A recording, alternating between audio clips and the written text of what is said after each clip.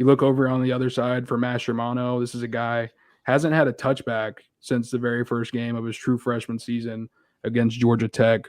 42.7 yards per punt last year with a long of 65, and about 20% of his attempts went for over 50 yards, 8 of 61. Actually, I don't think that's correct at all. 8 of 61.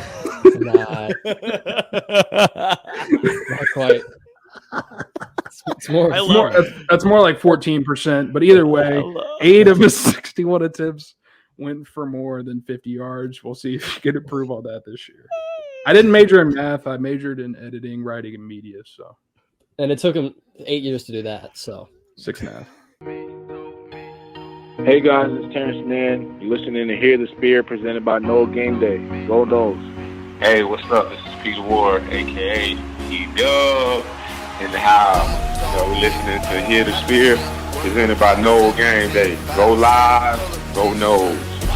Hi, this is Charlie Ward, and you're listening to Hear the Spear, Go Noles. This is Terrell Buckley. You're listening to Hear the Spear, presented by No Game Day. No Bloody. But perhaps better known as the greatest corner to ever step on a football field, Deion Primetime Sanders. Great Deion Sanders, my brother. What's going on, man? I could wake up to that greeting every day, man. That was awesome. Hello, Noles fans. This is former Seminole Derek Brooks, and you're listening to Hear the Spear, presented to you by No Game Day. James Wilder Jr. What's going on, James? Thanks for having me on. SSOD, Florida State or Die, and go Noles.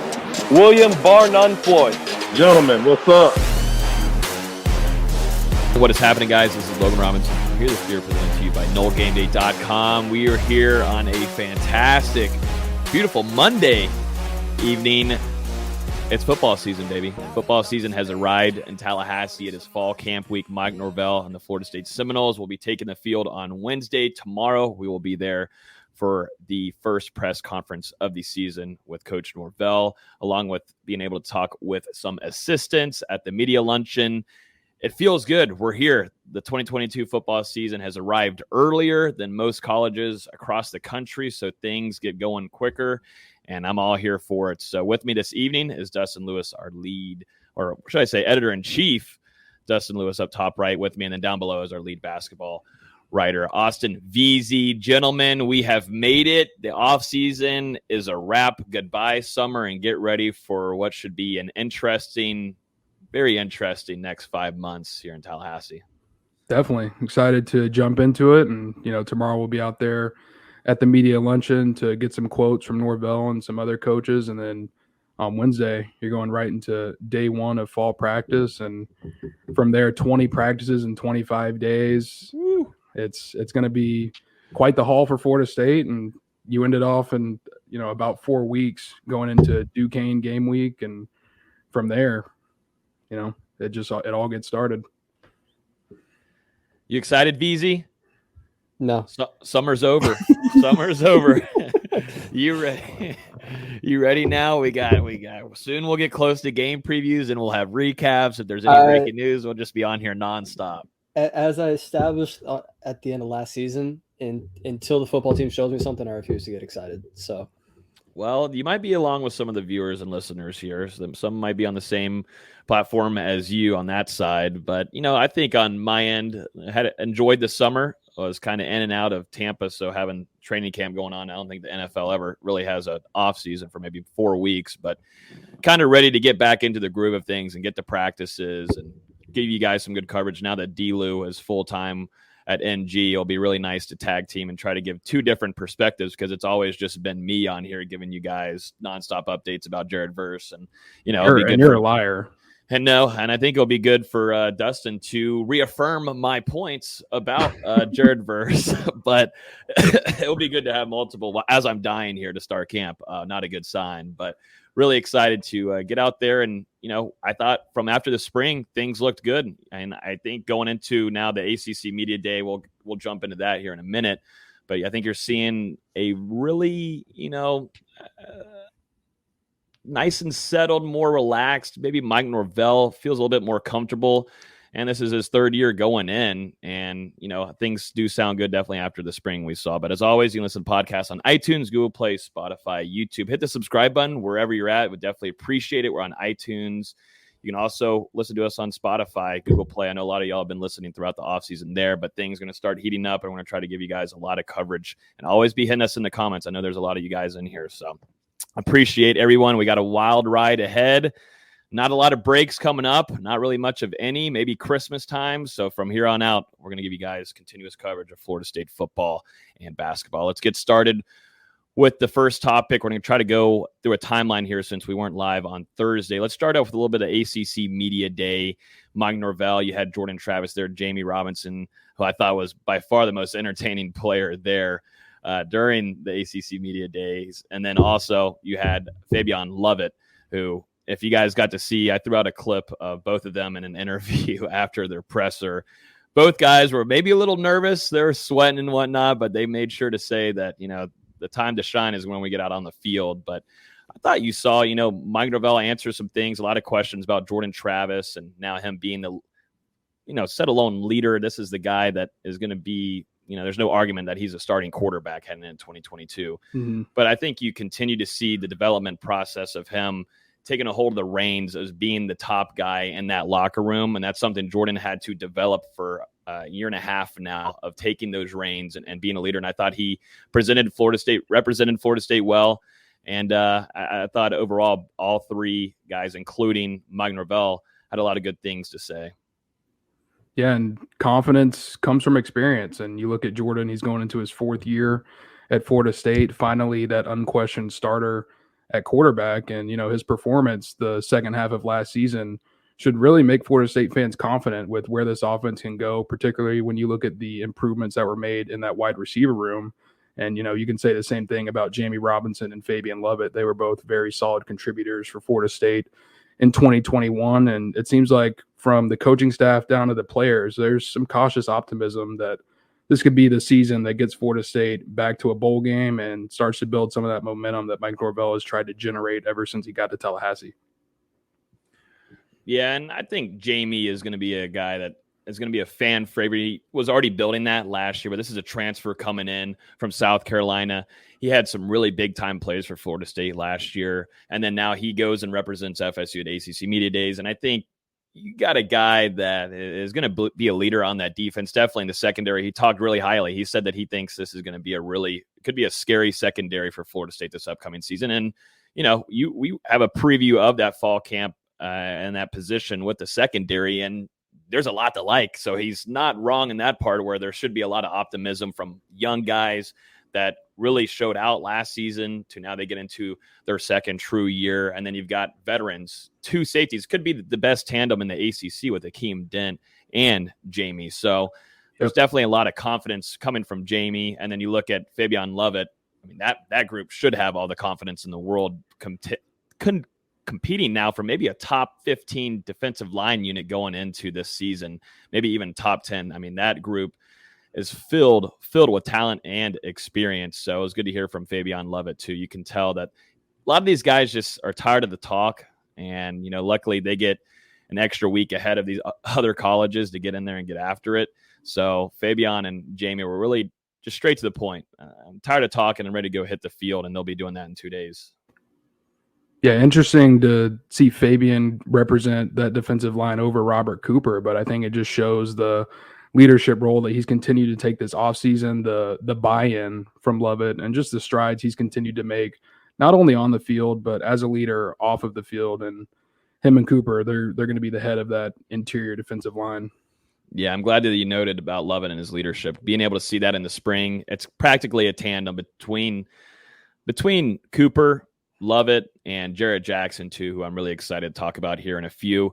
Guys, we'll be doing a full camp preview tonight, so we're going position by position by position. So sit back, relax, grab a drink, grab some food. We'll be here for a little while going through every which one and all the storylines. So we've kind of knocked out our whole schedule for the rest of the night, so make sure you hang out with us. Anything else? I know we got to hear from the commissioner, and I agree with a lot of other outlets that were covering it. I think the ACC is in a really, really tough situation, what they want to do. They had the alliance talk with a few other conferences that fell through. You got the SEC, you got the Big Ten doing some big time moves. And now the ACC is wondering, how can we bring in more revenue for our teams to specifically stay with the conference? But, the commissioner, what more can you ask for him to say? It just sounded like a guy that just is going through a tough time. And I don't blame him a little bit. Poor guy's got a whole 48 hours there just getting slammed with questions regarding the ACC. Can you keep Clemson? Can you keep Miami, Florida State in there, North Carolina? Luckily, we're getting close now to fall camp, and we won't have to worry too much about realignment and all that talk. I mean, this was off-season chatter to begin with, but it just doesn't seem like the ACC is really in a good spot. This will be the last season, too, worth noting, where you will have divisions going into it. After this upcoming season, we will go to the best top two teams in the ACC. So, interesting. Also, Dabo didn't say anything. I don't think usually we'll have a piece or two after ACC Media Days. Dabo's talking or saying something about, Florida State or Mike Norvell. Didn't really say much there from the Tiger. Might say something about his team. Yeah, keep it over there up there in Clemson, buddy. But yeah, we won't go dive all the way into this. That's ACC Media Days. Not going to get a whole ton from it, but I think the overall theme you get from it, D-Lou and VZ, a lot of confidence and the players, and a lot more confidence, I feel like, out of Mike Norvell in the way that he was speaking than what we saw in the previous 2 years. Let's jump into a few more quick hitters before we go into the fall camp preview. There were some weight changes. We got to see the roster and the weights. There's definitely some significant changes in a lot of these guys. Some, I think, really, really good. Some where I'm kind of questioning a few things. One that I feel like is probably the biggest and was discussed a lot throughout Twitter was Maurice Smith. That's your veteran now center for Florida State, competing with Caden Lyles, transfer from Wisconsin. He puts on a really good amount of pounds. I think 17. 17? Yeah, 17 pounds for Maurice Smith, which I know throughout the whole offseason, that was a big goal for Florida State in the program, to put on some weight, put on some muscle for him, because that's probably been his weakest point, is just the size factor. And that's probably a reason why the Seminoles, Mike Norvell, Coach Atkins, looked into the portal, and they bring in older guy with Caden Lyles, and he's definitely a lot bigger in size. Whereas now Caden Lyles, in my opinion, and what I'm, most interested looking into, Caden Lyles, is he going to be conditioned enough going into a football game? And I just didn't see that during the spring. He loses 6 pounds. Maurice Smith adds on 17. What do you think that does for Maurice Smith there? Because I know, D-Lou, you've been talking in the Discord about Maurice Smith, and you didn't know if you saw really visual changes, but it seems like at least Florida State's roster is correct, because we'll get to Jordan Travis here in a second. If it's correct, that's definitely a significant upgrade there in size for a guy that you need to hold down the middle of that offensive line front. Yeah, I think it's big. Obviously, you mentioned that to this point in his career, he's had a little bit of trouble adding weight, and everyone is different when it comes to putting on pounds and strength and conditioning and whatnot. And obviously, he's had some injuries as well that have limited that. But now, between the spring and a week ago or so, he's added 17 pounds, and if that's good weight, it just puts him more in line to be able to compete physically and to be able to last as well during these games. And Caden Lyles, I think it's big for him to trim down a little bit. He's had a couple leg injuries during his college career. Like you said, his conditioning was a little bit of a question mark during the spring, but this is a guy that comes from Wisconsin, and we all know the type of offensive lines that they build up there. And if he is healthy, if he is in shape, he's right in line to win that starting center battle.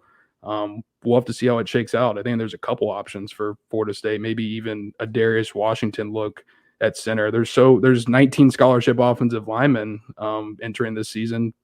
I don't know exactly how long, but that's got to be the most Florida State's had in quite some time. So there's a lot of combinations that Alex Atkins can work with. Yeah, having more options is always going to be better, and that's some Florida State. Coach Atkins and Norvell, they made a big time focus this offseason to make immediate changes and build depth, because it was really, really worrisome to see them in some situations on the road, home games, guys going down, and you're putting guys in positions that haven't even played the position. Coach Atkins told us that after one of the practices during the fall, they were putting some guys there. They'll watch film and understand what they need to do, but it's a little bit different when you're thrown into the fire on the road and you've never played that position before. So that was a thing that was the number one, probably top 3 that they needed to go in and make a change for. And, it's going to be really fun previewing this offensive line here in just a few. Let's jump into some more significant weight changes for a few guys that I think are worth noting. I think A.J. Duffy trimming down a good little bit here. I'm trying to bring up the article, but my internet is trying to bug out on me. But I believe he's trimmed down at maybe 10 9 pounds, I believe. How many pounds? 10 pounds. 10 pounds. Okay. I'm just 1 pound off of all these. So I'm getting closer and closer. I'm going to get there eventually. But yeah, AJ Duffy, after seeing in the spring, definitely, I think trimming down was a big thing for Florida State coach Storms and what they want to do with his body, because, just looked a little bit more heavier than I think we all expected him to arrive. Probably the big one also, along with Maurice Smith, Jordan Travis, it says on the roster that he's gained 11 pounds up to 212. But he did tell us at ACC Media Day straight up that he is at 205. The plan, though, from what I've heard, is to get up to 215, which would be definitely a big-time W for a guy that kind of gets dinged up. Not really kind of. He gets dinged up throughout the season, continuing to put some meat on the bones and continue to develop him and what they need to do and his stature. I think that's at least a nice grab. I think he was playing around 195 last year, so at least going into fall camp, he's put on 10. And we'll talk about it more once we get to the QB preview, but that's a guy that's got to stay on the field this year. Just with the lack of depth that's behind him, he's got to stay on the field for most of these games this year. So for him to add weight, it's huge. Yeah, and you look at Duffy, maybe he came in a little bit heavy, and that's why Florida State kind of went with his plan to reshape his body a little bit. And it wouldn't surprise me if he works his way back up to that 220 range, throughout his college career. But obviously that'll be a little bit more muscle, more good weight as he bulks up in FSU's strength and conditioning program. And for Travis, it's huge. We talk about him getting banged up during the season. He's missed games each of the last 2 seasons while being Florida State starter, and Florida State hasn't won any of those games that he's been out for so far in the Mike Norvell era. And you look at this season, Tate Rodemaker, A.J. Duffy competing for that backup job. You don't really feel comfortable maybe with one of those guys coming in, having to replace Travis for an entire game or a multi-game stretch. So it's huge for him to put more muscle on that frame, to add more bulk, just so he's more durable. And I think we'll see him scramble in more unique ways to try and avoid contact throughout 22 as well.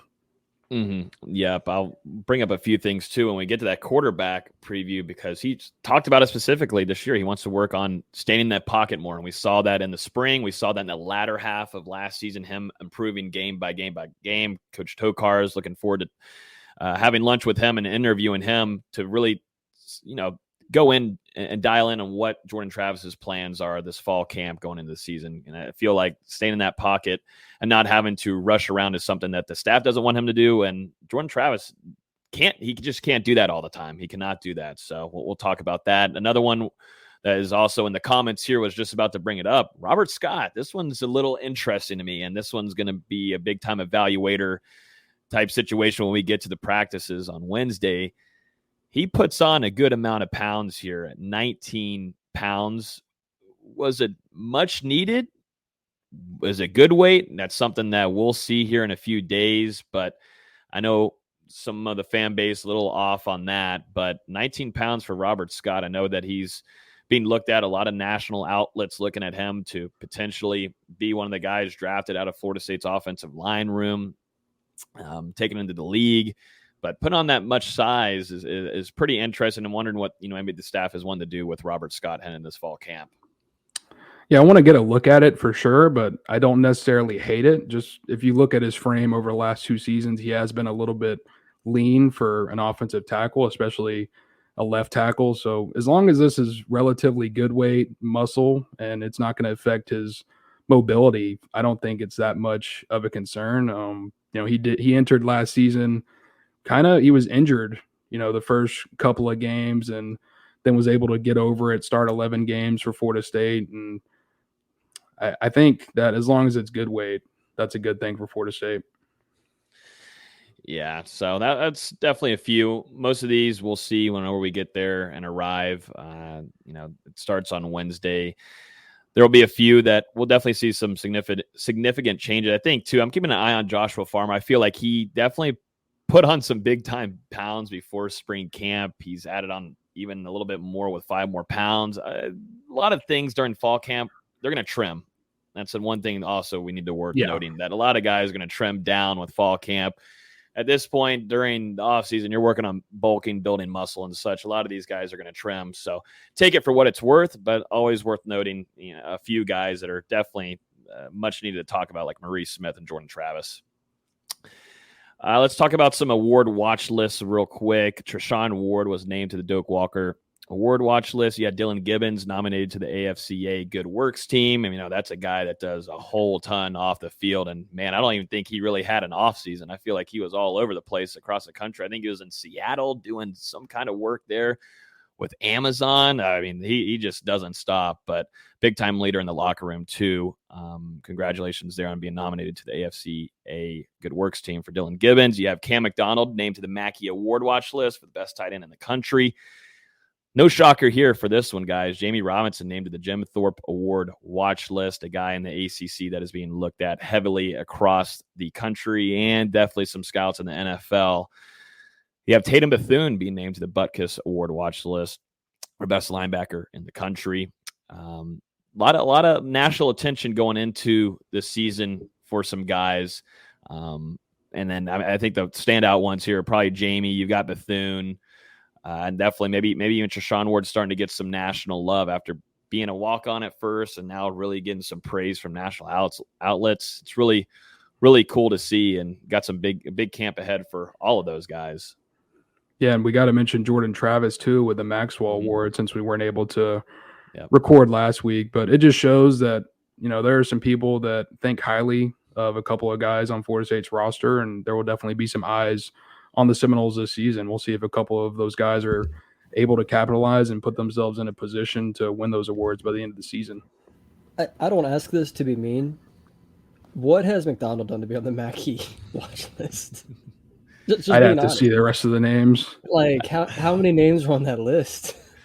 I think there's definitely a lot of them. I think every year. Florida State is a big brand like that, and I think some award watch list people, whatever you call them, I don't know what their names or positions are, but the ones that add them to these lists, I think, might just grab the starting tight end from about every big brand in college football. But so I saw that announced, and I was like, really? Georgia has 3 players on that list. A tight end? Yes, yeah, which dang. is insane to me. They've used their tight ends. It makes sense. McDonald had, 20 catches last year? I think 24. Yeah. Golly, yeah, no. It's we'll see. You never know. That tight end room we're going to talk about in a minute, but someone's got to step up, and Cam's a leader there. But either the staff's got to utilize him better play from him. It's just probably a mix of everything. So we'll get into that discussion. Florida State though, and Odell Higgins, they landed 2024 defensive lineman Keyshawn Mashburn. He commits to Florida State over Georgia Tech, Ole Miss, Mississippi State, FAU, and others. You were able to get a commitment interview with him, D-Lou. Nice pickup for Florida State. What do you think about grabbing him, and what really maybe went into him deciding to commit early to Florida State? And he's a 2024 guy. Yeah, solid grab for the Seminoles. You land a local prospect, a guy who's probably about 6'3", 280 right now. Very hard worker. I think last year he had, if I'm correct, 10 tackles for loss and 5 sacks. And really, Florida State made this offer in January, and ever since then, Mashburn has been wanting to commit to Florida State, and it seems like he recently got the green light from the coaching staff to do so. As a guy, like I said, grew up in the area, wanted to stay home so his family and friends can watch him play, and he's been developing a relationship with Coach Odell and Coach JP over the past couple of months. Right now, Florida State sees him as a guy who can play inside or outside.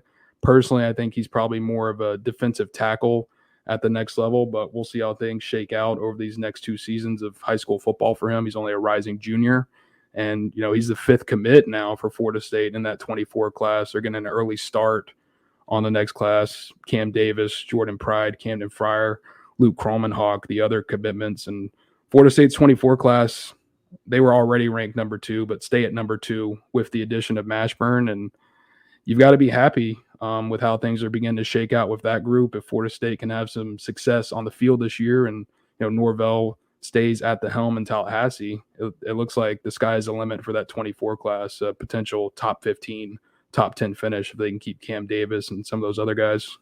Mm-hmm. Yep. So that was a nice pickup for Florida State.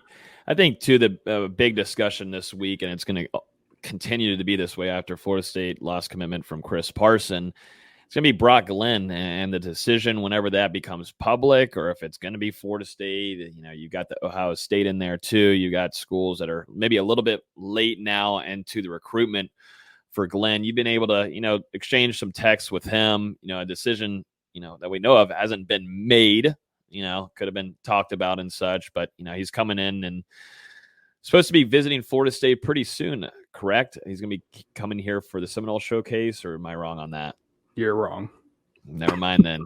Now the fan base is going to at least at last text message, he hadn't confirmed those plans. But I think we reported earlier this month that Brock had told us that he was planning to decide within a week or two, hopefully, and we're nearing the end of that timeline. It continues to sound like things are between Florida State and Ohio State at this point in his recruitment. And in some earlier interviews that we posted on the site and that Glenn has given, he kind of made it seem like he didn't want his decision to last as long. He wanted to make a commitment at the end of June, early July, but it really feels like he's been torn throughout this process. But I truly believe we're starting to get towards the end. It could be any day at this point. It could go a little bit into August, but I do believe that Florida State and Ohio State are the 2 top contenders at this point, and we'll have to see how it shakes out from there.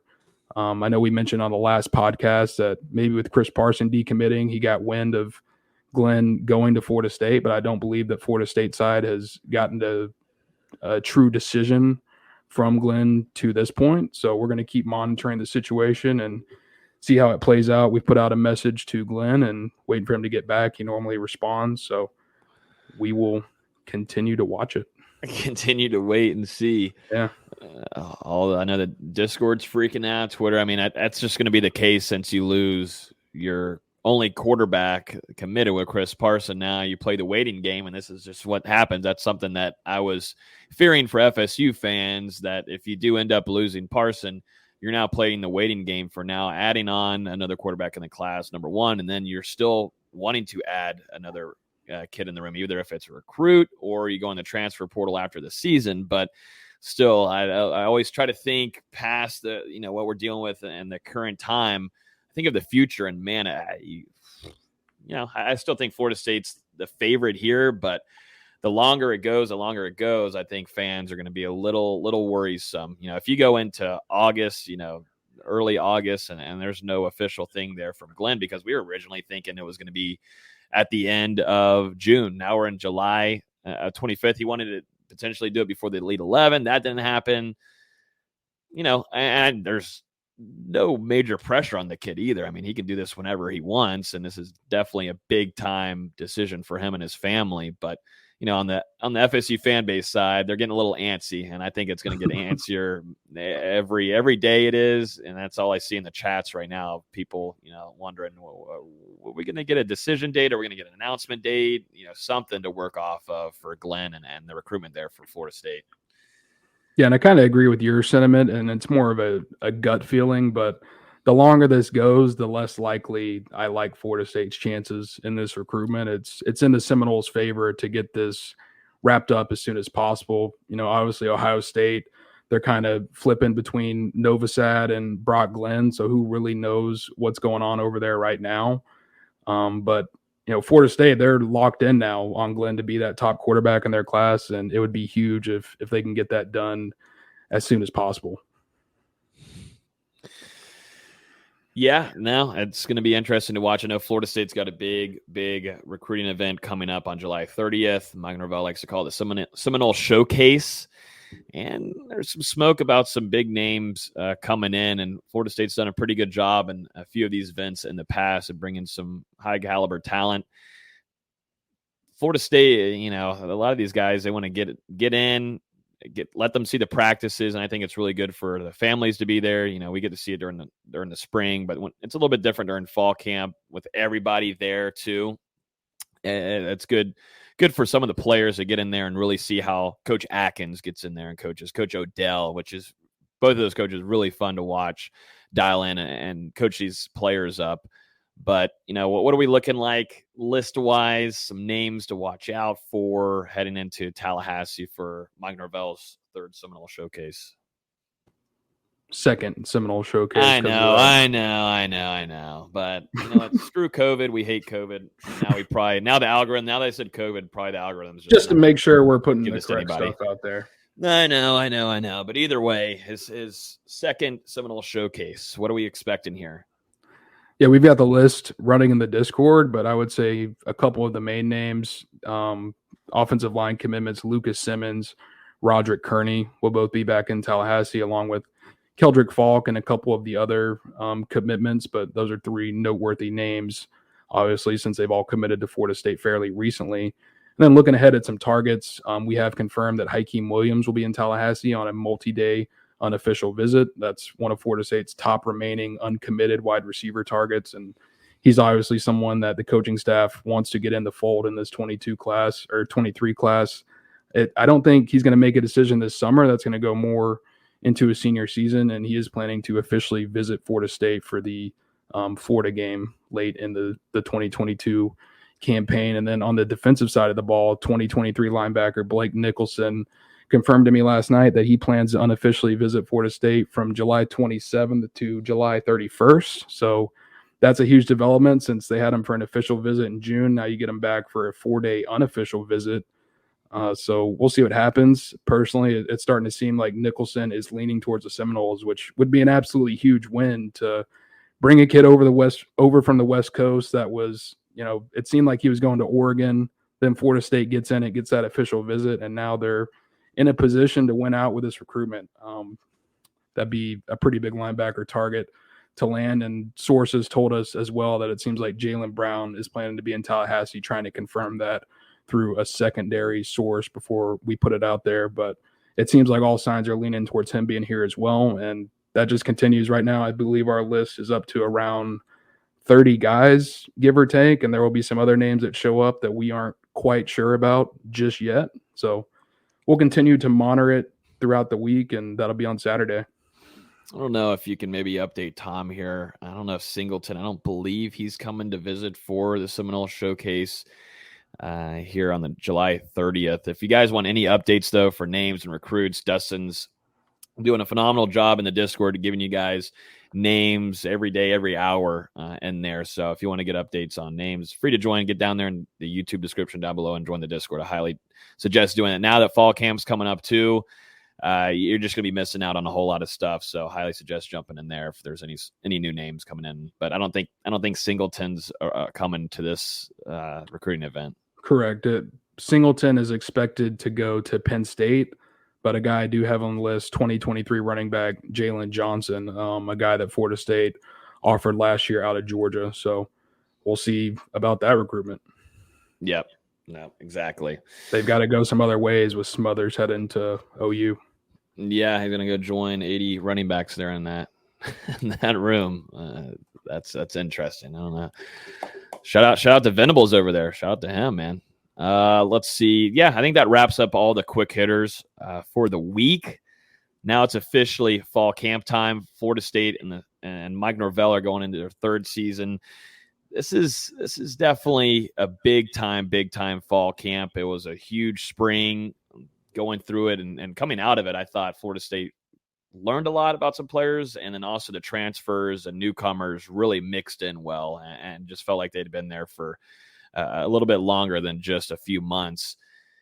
This is going to be an interesting one because you no longer really have a quarterback competition here, but you're really more worried about the QB2, depth-wise, because like we said earlier, the health problems, you got injury problems prone with Jordan Travis. You're a little concerned if he were to go down. Florida State's offense last year absolutely collapsed when Jordan Travis wasn't out there on the field. I mean, it was atrocious. And so, that's something of some storylines. I thought we'd go through and pick through a few before we jump into every position group. I'll start off one that I'm wanting to keep a close eye on, and I'm going to go with true freshman Julian Armella. I'm not expecting a lot from him this upcoming season for PT, being thrown into the fire or anything, but I do want to see how he meshes with that offensive line room because I think he's more of an alpha type leader than what we've seen in years past in that offensive line room, a little bit more quiet than anything. I'm interested to see if things get a little chippy. We talked to him during our preseason once the guys arrived, the preseason press conference with them, introducing themselves. And, Armella told me, I asked him, where do you get that energy from? Are you going to be bringing that into Florida State? Because we'd see camp videos, we'd see him on tape, and, he's got that kind of jive to him. He likes to get after guys and be chirpy and talk. But I want to see how that works here now coming on the college scene. And I think it's going to be good for this offensive line room, bringing in a younger guy with that kind of attitude. And I think Coach Atkins likes it. If he can collect himself, that's even better. But I'm really interested to watch Julian Armella. He showed up. We got to see him at one of the recruiting events, them helping out coaching, and he looks in really, really good shape, guys. And he put on a little bit more pounds, too, from the roster piece we put out. I'm interested to see how Julian Armella affects this room as a freshman. Yeah, you make a good point because his attitude, it's certainly interesting. Like you said, alpha dog. And, you normally maybe see some true freshmen come in a little timid, not willing to get in the mix out of the gate. And we saw Julian at one of those camps. And I don't know if it was maybe a separate camp that you weren't able to be out there for, Logan, since I was at, I can't tell you how many camps during the month of June. But as you said, Julian appeared to be in outstanding shape. Maybe, like I said earlier about Robert Scott, maybe a little bit lean for an offensive tackle coming in, but that just means that there's a frame there now for the strength and conditioning staff to build up. And now he's at a little bit more weight, but he's at one of these camps, and it was one of the big man camps or something. He was down there watching the drills, and guys were going up against each other. And after drills, he was pulling these high school players to the side. He was just a high school player himself 8-9 months ago. He's pulling these guys to the side, offensive players and defensive players, and sitting there giving them tips about what to do during reps or words of advice, things like that. And that really stood out to me because at that point, the kid had been on campus for like a week or two max, and he's already sitting there trying to make some kind of impact on a kid who might not be at Florida State down the line. So just says a lot to his personality, his character, and definitely excited to see him work. I think he probably ends up redshirting this season, but it's a guy who could be a program changer down the line. I think if he comes in last season, there's a solid chance that he gets on the field a little bit sooner. But as we'll talk about with this preview, there's so many transfers in now on this offensive line, especially. There's depth on this offensive line for the first time in forever. And you don't need, as talented as Armella is, he's probably just not going to play right away, which I think is a huge, huge credit to Coach Atkins and what he's done in the portal. But we'll see how he does as a redshirt leader. Yeah, that's the biggest thing. I mean, I really want to see how he really gets along with that room because he is going to bring an alpha mode to it. And we saw that from transfer Jared Verse too during the spring of how he can really affect the whole defense. And a few of the players, including Robert Cooper, talked about it. That's a big trash talk and it affects the defense. And they played really well too. A few of their practices with Jared Verse bringing that kind of energy. But Armella, I'm keeping a close eye on. I think I want to see a bounce back from Johnny Wilson, too, who really surprised quite a few of us in attendance during those practices. Didn't have really a great spring game, and at spring game, it is what it is. You yada, yada, yada. But the thing with him, though, he has the inconsistencies of catching, going back to his days at Arizona State. Can that be fixed? Is that something where is it just going to continue to be? Because the way that he was playing the spring was really impressive, no matter what. Short field, midfield, red zone, end zone, everywhere, corner of the end zone. He was really, really a threat to Florida State's defense. I mean, they just didn't know what to do during the spring with him. I want to see if he's able to bounce back. You're not going to have a game for a while, but I just want to see him continue to grow there and fix the inconsistencies. Sadly, it's practices. The only way that you're really going to fix it is when we see it on Saturdays. But I want to see if that didn't turn him down any. He kept that kind of eagerness to keep on going out there and improving and making some plays on the DBs, which, like I said, they just didn't know what to do with them. And I think Ron Dugans and what he can do there with him, along with the other transfers, will be impressive. But I'm interested to see if Johnny Wilson can take a step back. Do you have any storylines, D-Lou, that you're kind of following, or VZ, going into this fall camp? Yeah, it's kind of cliche, but obviously my eyes kind of move over to that tight end unit because you look at the offense, the running back room has arguably improved, and there's some major experience there with Ward, Toafili, and now Trey Benson. You look at the wide receiver room, some younger guys are expected to improve. You bring in the 4 transfers. Offensive line, you're up to 19 scholarship players. You got Jordan Travis. But then it's the tight end room because, you have Cameron McDonald coming back, but who is going to fill in behind him? Your blocking tight end Jordan Wilson is moving on, and you've got a bunch of youth and inexperience behind that. I believe the other 6 contributors in the room, 5 scholarship players, one of them being Preston Daniel, have combined for 5 catches for 63 yards in their career behind McDonald. So, we're going to learn a lot about that position group over the next couple of weeks, and there were some up and down signs from them during the spring, I thought, but hopefully a guy like Wyatt Rector can maybe jump in there, converted quarterback. Preston Daniel continue to play that role as a walk-on tight end, come in as a blocker. Maybe the light turns on for Jackson West or Marcus and Douglas. It's really the wild card of that offense because every other position room has, when you look at it on paper, improved. For me, look at the other side of the ball. We talked about the safeties at the top with Denton Robinson. Those are pretty locked in. To me, the only 2 things that I'm looking at are corner and linebacker, and I think linebacker has to be the biggest thing. Yes, you get Tatum Bethune, and Kalen DeLoach took a big step forward last year, but can he continue to improve? Can they finally find something consistent for Amari Gaynor? Steven Dix Jr., DJ Lundy, can these guys take a step forward? The linebacker position's been just like the offensive line the last decade. It's been terrible.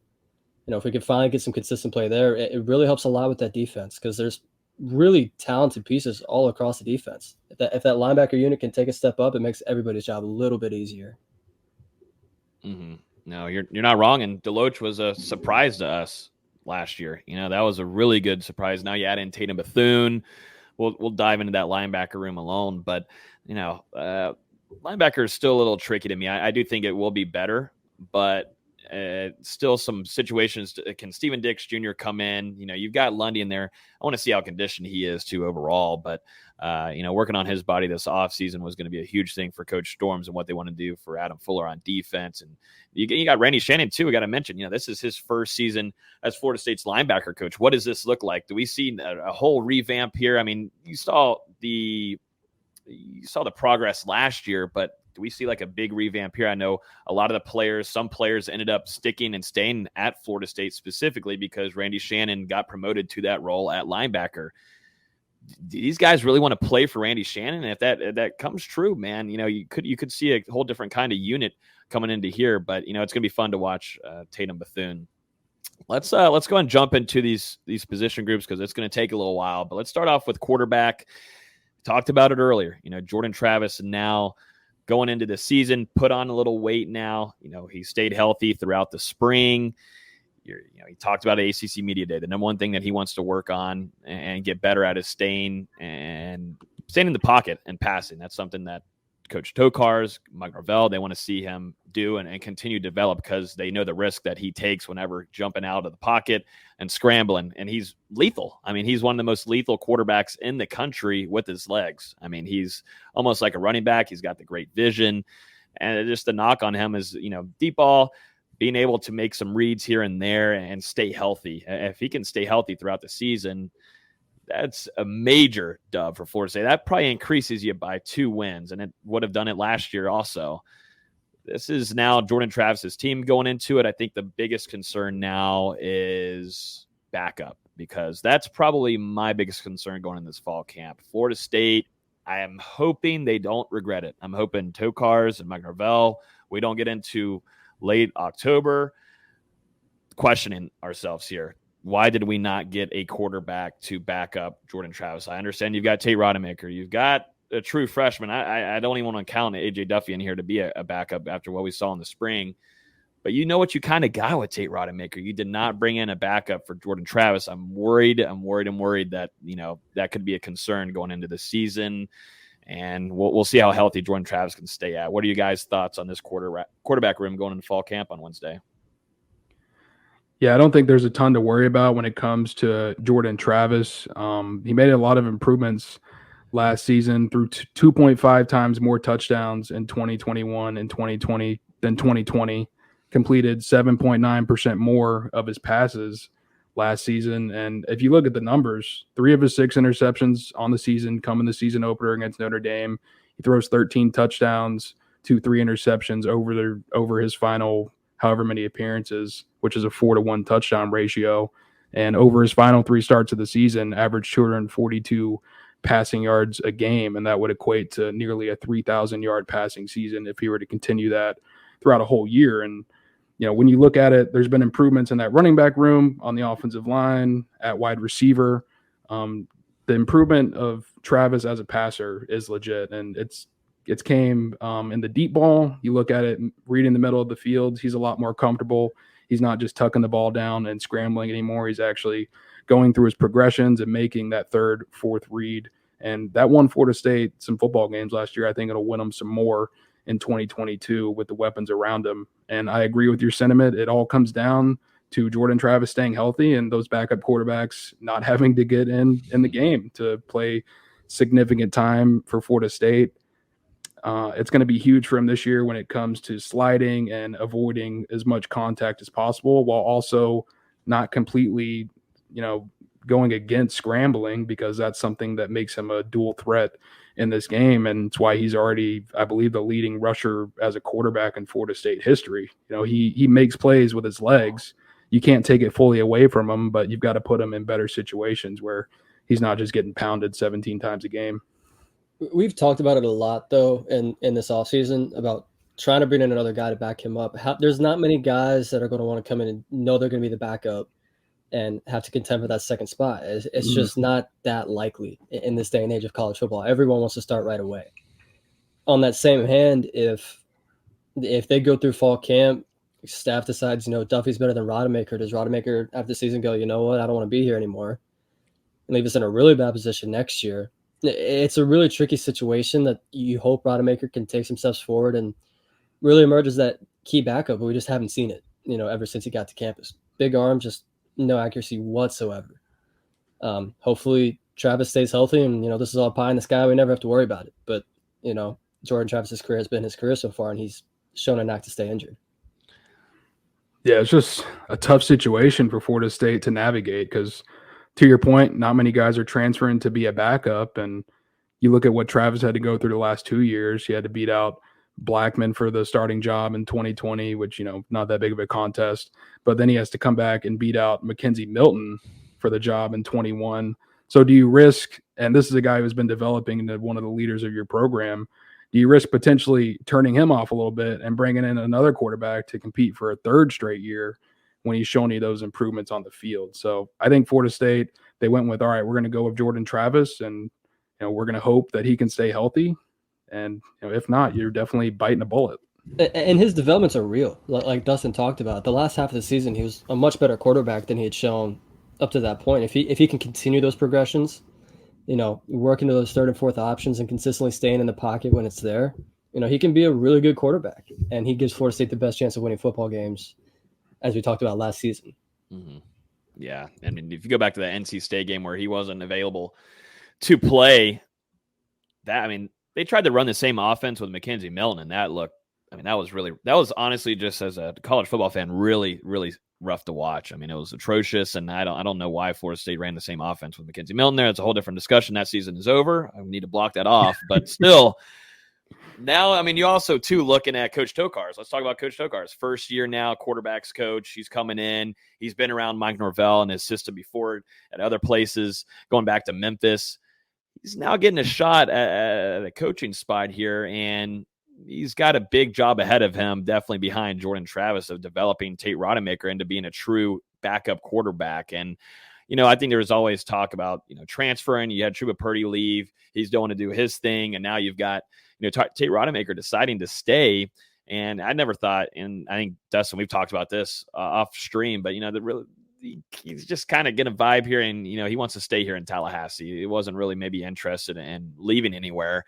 This is going to be your QB2 heading into the season. And, Marcus is saying down below, you've got a lot of practices to continue to get better there, but how many more practices do you really need to? You just know that this is what you're going to get. The ceiling has been hit. And this is what you got to work with. And you're going to throw Treshaun Ward in there at Wildcat for a quarter of the game there. What you can really do. But yeah, the biggest question mark there for Tokarz is, what do you do after Jordan Travis? And it's a big time job ahead of him. And now you also don't have Kenny Dillingham. He's over there at Oregon with Dan Lanning. Kenny Dillingham really hands-on, obviously, in that quarterback room. How the offensive play calling goes now fully set on Mike Norvell's shoulders. I think there was some split decisions being made in game planning and also play calling this last season. Now this is fully Mike Norvell's offense. This is his quarterback room, running back room, wide receiver. This is everything that, kind of how he did at Memphis. Now it's into third year. It's kind of back to the ways that he was navigating the program there, which I personally do like more. I didn't like the whole having to, I don't think, and it wasn't in a bad way. I think the relationship was completely fine there. And I think they're still close between Kenny Dillingham and Mike Norvell, but I feel like some game planning things, they just weren't getting on the same page. I'll be honest with you guys, but that quarterback room has got a lot of work to do behind JT. Yeah, and like you said, it's going to be fun to kind of see how Tokarz goes about it. He's got that familiarity with Norvell. I think they've been together for the past 5 seasons, and you've got a youthful coach who's bringing a lot of energy and optimism to the position, and it really seemed like the other quarterbacks meshed with that style of coaching during the spring.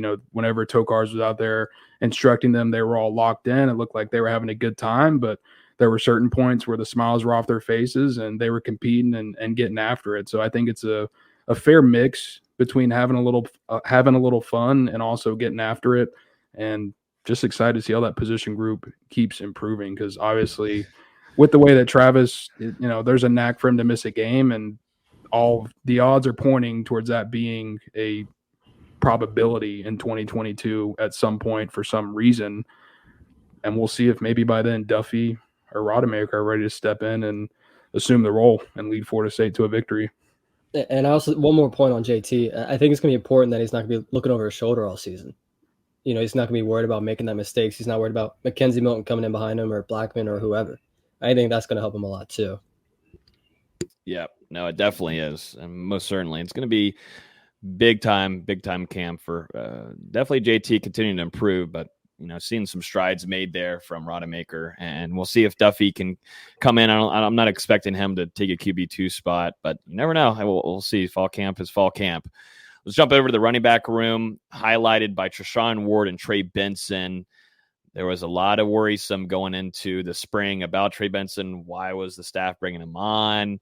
Is he fully healthy? I think that's been completely shot down, and Benson really did show us a lot of what he can do, both in different kind of areas on the field, and looked really good during the spring game. Also, you got to also fully mention Lawrence Toa-Philly, who I thought also, in the spring made some strides there, put on a little bit of pounds, nothing too crazy significant. I think they're going to utilize him a little bit differently this upcoming season. You got Rodney Hill, you got CJ Campbell, who absolutely blew up the spring and kind of felt like how Treshaun Ward did in the years and in the previous year. this room probably you feel the most comfortable heading into the season with. I'll be honest with you guys. There's a lot of legitimate threats there that is at the disposal of David Johnson and Mike Norvell. And, Jordan Travis has to like it too. If that running game can get going with the offensive line, there's a lot to like. But what are y'all's thoughts going in this running back room for fall camp? I don't know if this is a room on the roster that I feel the most comfortable about, like you just said, but I do on feel offense. I don't know about that either, but I Yes. do feel fairly absolutely. confident with where they stand.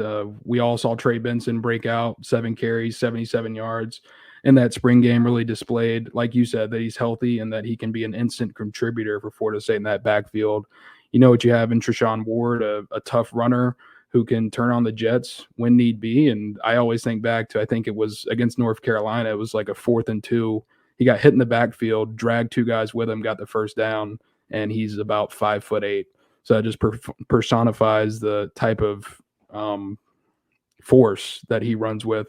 Toa Philly, maybe more of your combo back who can, run the ball and catch it out of the backfield. He had 2 70-plus yard touchdowns last season, 1 through the air, 1 through the ground, one of only 5 players in Florida State program history to do that in a season. You've got the true freshman, Rodney Hill, who has the body to perform right out of the gate, it seems. He's already built like he's been in a college strength and conditioning program for a couple of seasons, and if need be, can definitely assume some carries. And then CJ Campbell, the high-powered walk-on, we'll see what you get out of him. But really 5 guys who can contribute.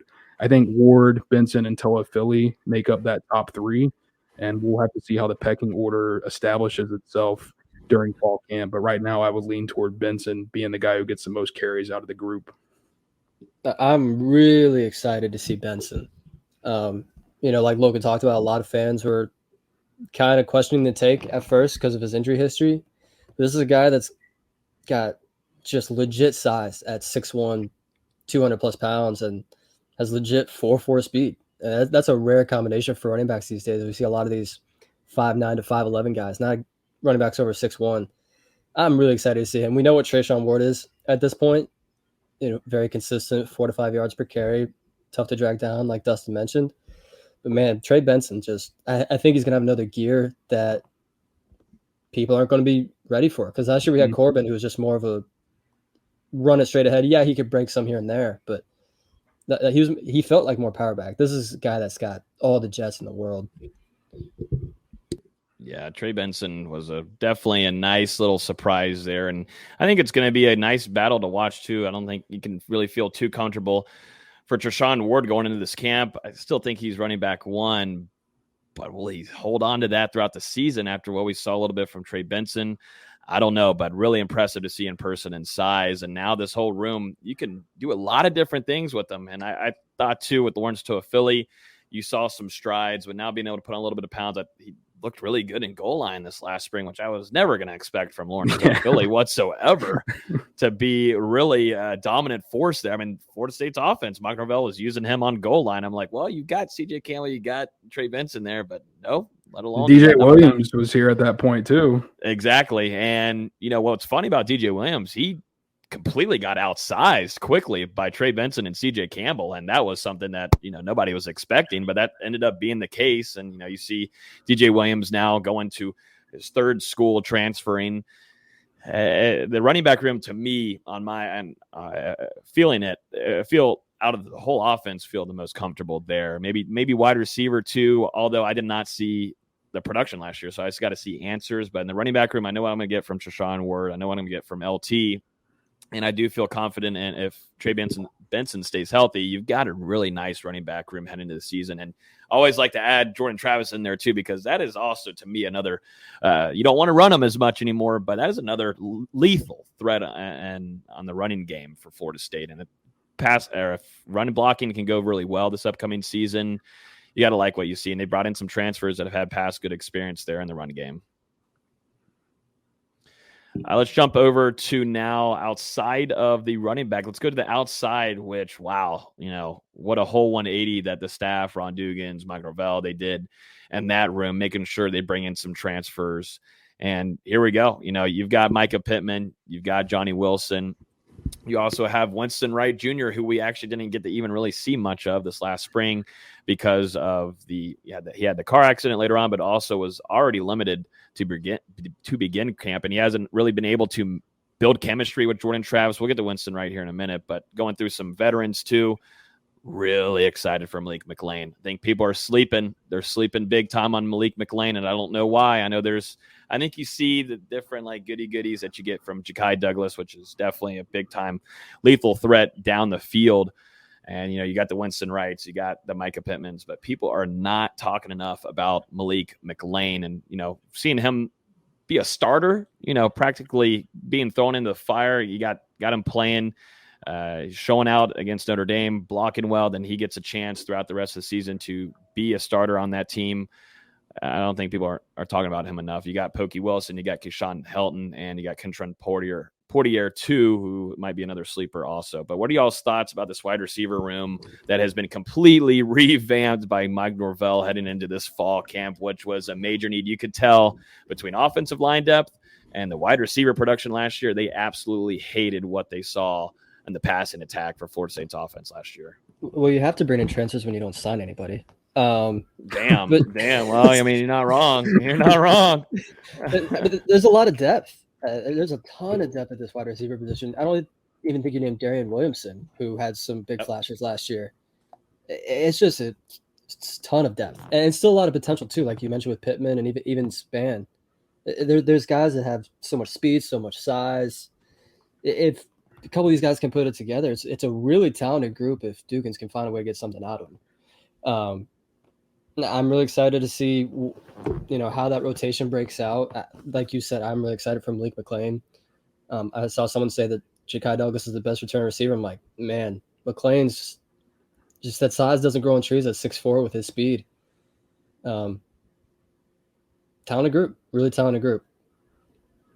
Yeah, really interested to see how it meshes between the returning players and these transfers coming in. It seems like based off the spring, Micah Pittman and Johnny Wilson will both play sizable roles in that receiving core, and it really just depends on the health of Winston Wright. Is he going to be able to return from that leg injury in time for fall camp? Is he going to be back for game one? Is he going to be back by the middle of the season? We're not quite sure on that timeline, and hopefully it's something that we're able to learn more about over the next couple of weeks. But he has been rehabbing. We've seen it on social media. I saw him out at the Moore Center a couple of times when I was out there doing some recruiting stuff. And from my point of view, he didn't appear to have a visible limp, and he wasn't wearing a brace or anything on the injured leg. So we'll have to see how things shake out. But he obviously, if you get him, he's maybe your best wide receiver out of the gate and someone who changes the passing game a lot for Florida State because he's a dynamic slot receiver, a threat deep. You can use him in the return game potentially. We'll have to see. Winston Wright and Johnny Wilson, if he can catch, are your two wild cards on the offense going into fall camp. Love Malik McLean and what he offers at 6'4". You got to remember that touchdown catch against Boston College where he just went up over the entire defense and pulled it down. I mean, the dude is ridiculous. And once he figures it all out, I think I've said it before, I think he can be a superstar at receiver for Florida State. Ja'Kai Douglas, legit deep threat. I think he gets more involved. Joshua Burrell, a lot of talent there. Ontario Wilson, Keyshawn Helton. There's just so many freaking names at wide receiver. There's between 7 and 10 guys who realistically could contribute and be involved in that rotation. We'll see who rises to the top. But right now, I've got to think Winston Wright, Micah Pittman, Malik McLean, Ontario Wilson are right there in your top 4 or 5. I mean, it's tough to kind of preview it. Yeah. And to the point, I think you're going to see a lot more 4 and 5 receiver sets this year, just because there's more talent there. The times they ran it last year, like, are we really running plays with these guys out there? We're really throwing deep balls to 5'6" Keyshawn Helton. Like, I don't think we're going to see as much of that this year, just because there's more guys that know how to do it, and I think that's going to be a huge benefit to the offense. Just having guys that can rotate in and out, they have fresh bodies all the time. I think it's going to make a world of difference, and hopefully Travis makes those improvements to get these guys the ball. Yeah. And Austin, go ahead. Austin, you kind of said it earlier, but Florida State, they've got a good balance of guys who are speedy guys, and they've got a balance of guys who are more tall and can go up and get the ball in traffic or in the red zone. So they've got guys they can use in different situations, it feels like. And over the first 2 seasons of Mike Norvell at Florida State, haven't had a receiver eclipse over 400 yards. I'm going to go with, I don't know if you would call this a bold prediction, but I'm going to say two receivers get over 600 yards in 2022. There's going to be a marked improvement in that passing game. With Dugans, I'd say that's bold. Well, I'm not counting on him. I'm counting on Travis. Yeah, JT staying in the pocket there. That's what he wants to get better at. My concern here for Winston Wright Jr. is just building chemistry with Jordan Travis. You know, Andrew Parchment came in last year from Kansas, had a lot of inconsistencies. It just felt like the chemistry wasn't there a ton. I know we got the 4th and 14, but come on, that's a miracle play right there. The inconsistency between Andrew Parchment and Jordan Travis, that's making me now label Winston Wright Jr. and Jordan Travis and now that you didn't even really have a spring whatsoever for Winston Wright Jr., how can they make that up? We'll see how healthy he was. You know, you got to see him at the Moore D-Lou. We see a few videos. Coach Fuller is out here throwing videos of workouts and everything, which is pretty funny. And he gives us kind of a sneak peek at if guys are healthy or not. But going off some videos, it looks like he's able to at least attend some of these, maybe participate. Don't know if he's a full go. We'll see what Mike Norvell says at the press conference tomorrow afternoon. But that's going to be my biggest concern. Can there be a chemistry built right now between JT and Winston Wright Jr.? I don't think so, but you've got a full fall camp to build that if they can. So we'll see, but really, really excited for Malik McLean. I think people just continue to sleep on him. Malik McLean's Jordan Travis's favorite target. That's how it was all throughout the spring. It just became an instinct for JT to go to him, and it became so consistent that we just weren't talking about Malik McLean anymore just because that was just continuous. You'd have some guys break out. You had Kentron Portier. Like you said, I'm glad you mentioned it, VZ. Williamson, Darian, 2 guys that had good springs, and they decided to stay. You know, they could have left. You saw Jordan Young leave. You could have left and gone to another university and potentially started elsewhere. They're competing now for not just playing time, but they want to get in there and be a starter against, you know, their opponent of the week.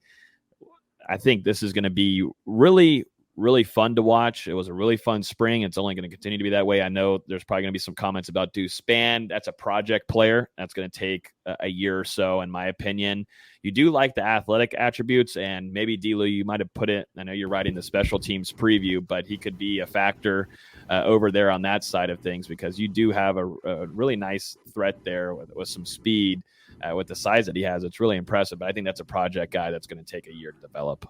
He's probably going to be a gadget guy, if I had to guess. You know, a guy they use on end arounds that can potentially throw the ball because he's got some quarterback history. Mm-hmm. You know, I don't think he's going to be your typical wide receiver. They're going to try and find a way to make him make plays. You nailed it.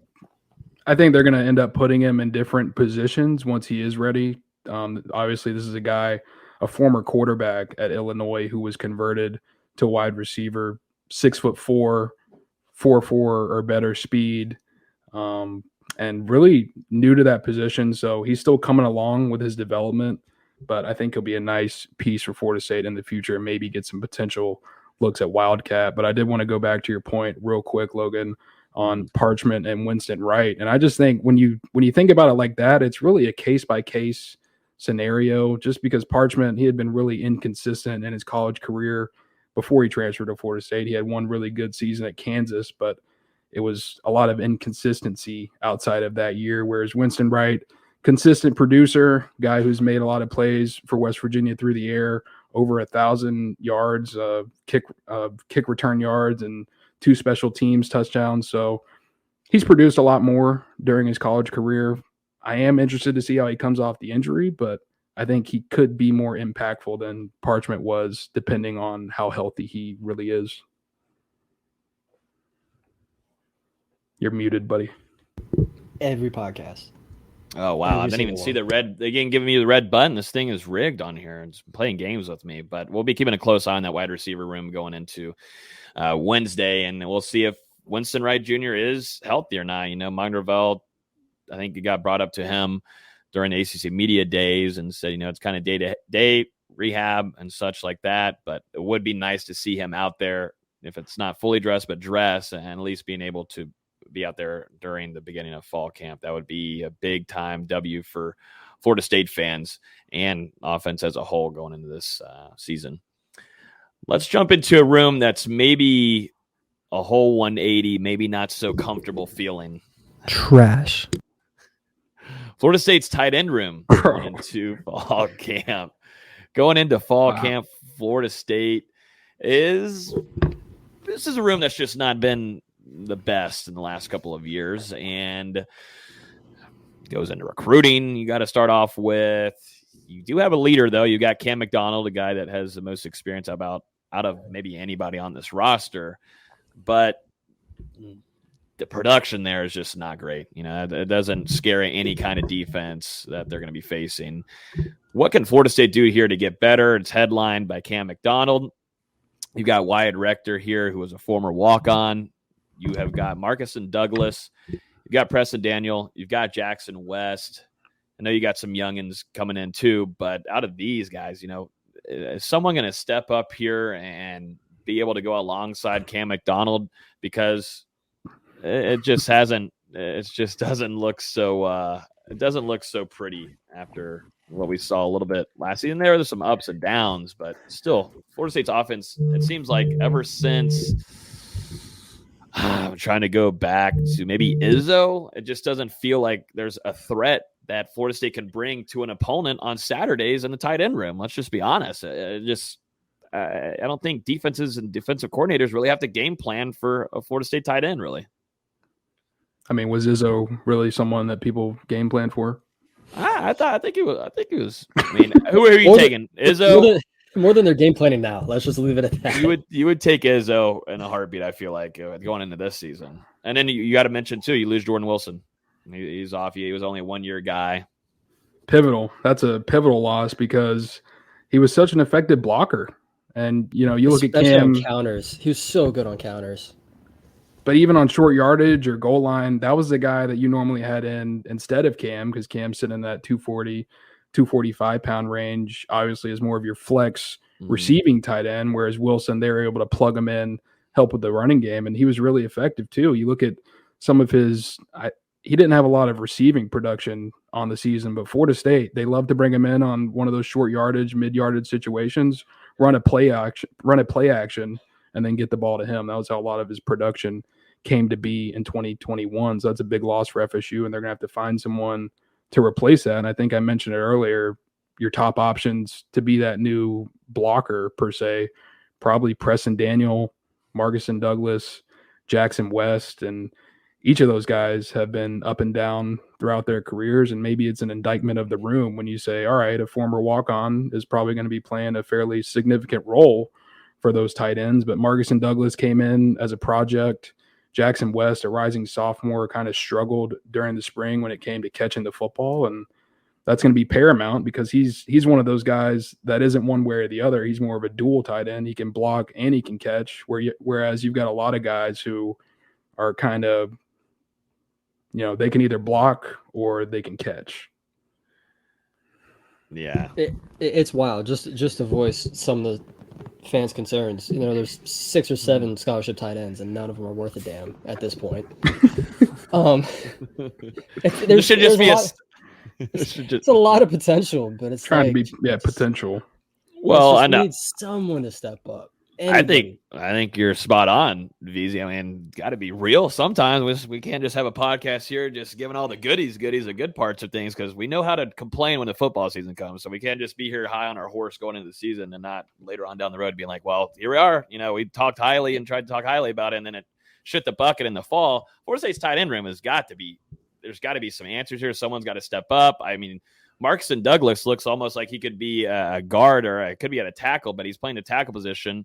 But I know he looks like he could though with his size. You would like to see him, but you would like to see him play and be a blocker at tight end to kind of replace what Jordan Wilson was last year. You lose him, but I mean, he has trimmed down to 270 when he was north of 290. So I will give him some credit for doing that. I'm not laughing because of that. I'm not laughing. I'm just glad. Thank you for giving the credit. Maybe he's in better shape to be a blocking tight end. It's one of those, like, figuring out where the issue is. Because when we first hired November, like, oh, thank God we're going to finally use the tight ends. And then McDonald has 40 catches over the last 2 years. Like, is it the quarterback just not looking for him? Is it tight ends just suck? Like, what we got going on? Yeah.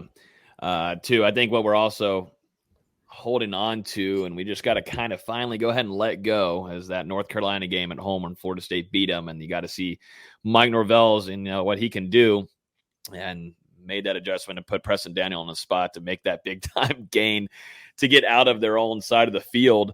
But we got to let go of that limb. That is over with. It is done. Erase it from your brains. It's long gone, and Florida State's got to find the answer there at tight end. I know Cam McDonald, you see the ups and downs. It's usually on that fly route, but come on, man. There's got to be something more, right, you can use with him. I know he's kind of more of a hybrid guy, and he's a really hard worker. I got to give it to him. Really good leader. He represents Florida State well, but, if it's not solely focused on his shoulders, what can they do outside that? Can it be a guy like Wyatt Rector?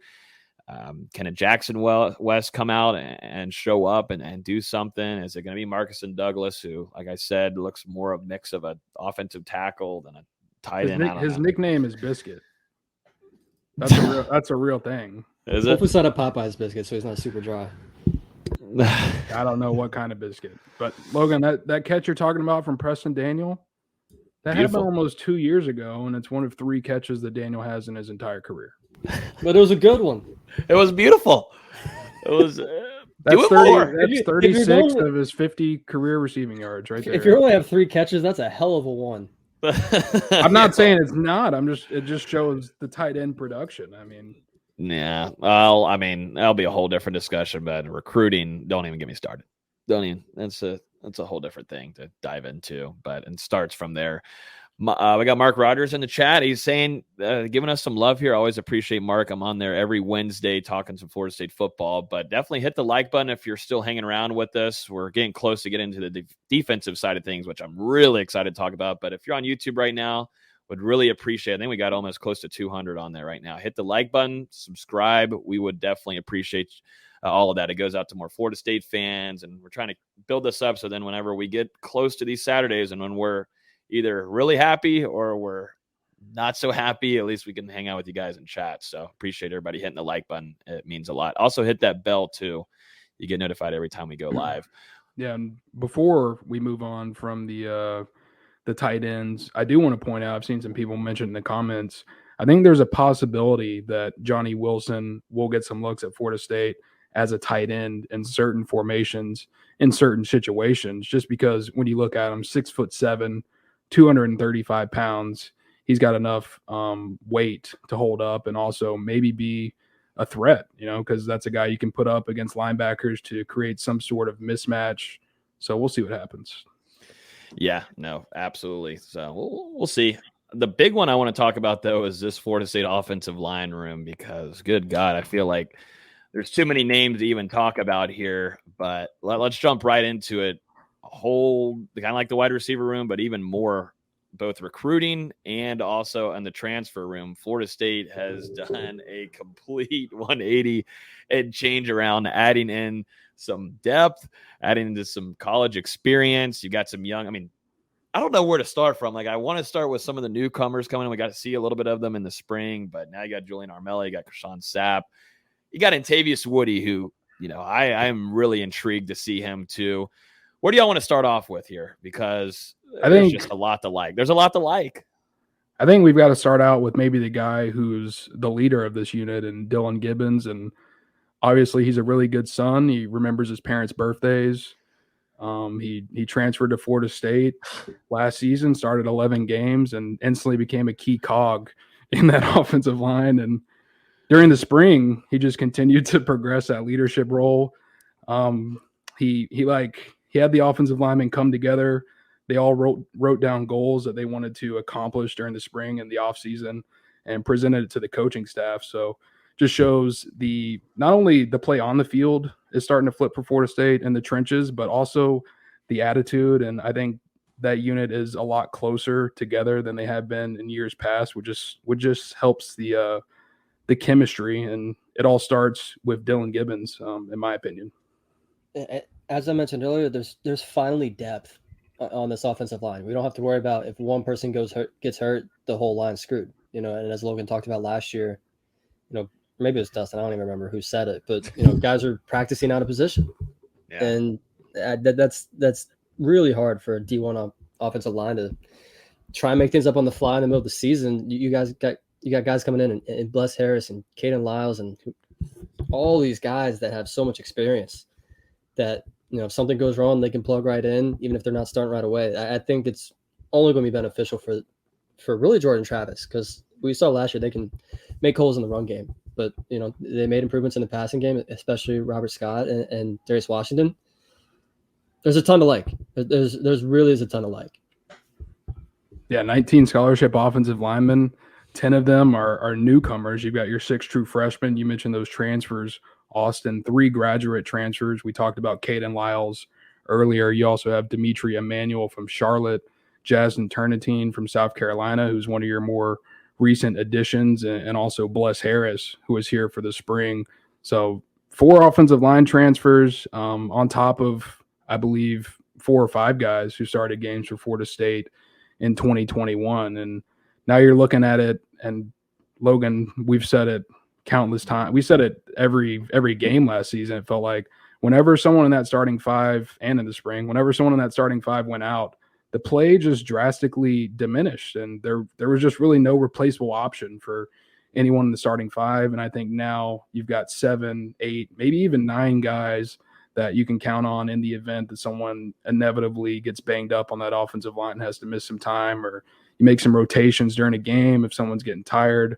There's legit options, and there's a lot of different ways that Alex Atkins can go to kind of piece together this starting 5. Mm-hmm. And you got depth, but depth with experience. And I think that's going to play a big time factor if someone does, or, that's eventually going to happen when a guy goes down. You got guys you can throw in there that has had college experience for multiple years. And this is a really highly aged group too. First off, my biggest question mark is how the nutrition room, if they're going to have enough food to feed all these guys throughout the week. And I don't think there's going to be a chance there at all for them. Good luck, best of luck. But these are some big boys coming in. I mean, I know Florida State, we'll talk about the defensive line room too, but they're building these trenches and they're bringing in guys with significant size. These are, we've been through that before. You lose Rick Trickett, you see a lot of the offensive line recruiting just really fall down, and you're bringing in guys that are almost like tweeners almost, that you're trying to have. You spend 2 years of it with them having to build, and then the third year they end up transferring because they're not starting over somebody. Right here, you're bringing in guys with some really nice size, some guys that you even have to now trim down. You're talking like Rashawn Sapp and Tavius Woody and what they want to do with his body. You got guys with some really significant size that you can continue to develop while talking about some of these underclassmen coming in. And, I think too, it's going to be an interesting battle between Lyles and Smith. I still think Smith has the edge here just because of the experience and what we saw in the spring, but I could be completely wrong. The biggest knock for me on Lyles were 2 things. Conditioned. I don't think he could have gone 2 quarters during the spring.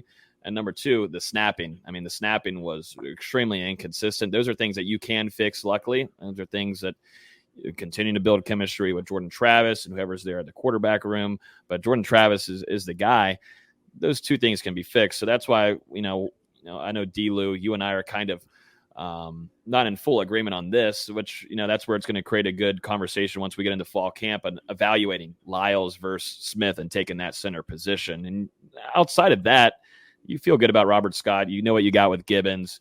If Darius Washington's fully healthy, ready to rock, which you're hoping for later in this fall camp, you know what you got there. Bless Harris, still want to see a little bit more of, but that was the spring. We only had he's only been on campus for a few months, so I'm not going to fully give him a great answer going in this fall camp. But the biggest thing, like VZ said, you finally have depth, man. And it feels like it's been a long while. It's going to be fun actually being able to see this room and what Coach Atkins is going to do with it, because who knows how much longer can you keep Coach Atkins also?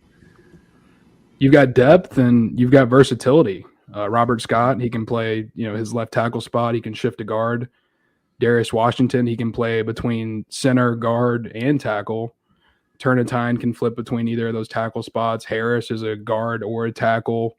Dimitri Emmanuel can play center or guard. I mean, there's just, like I said before, there's so many guys that can play different positions. There's so much versatility. And Alex Atkins, I mean, for the first time in his career, he's going to have a tough time picking a starting five, I think. It was probably pretty easy last year. He's like, all right, you five for sure. Now he's looking at 7 or 8 guys like, I don't know, man. We're going to have to see what happens over these next couple weeks. And for the first time in what feels like 2 decades, we might have a chance at an average offensive line.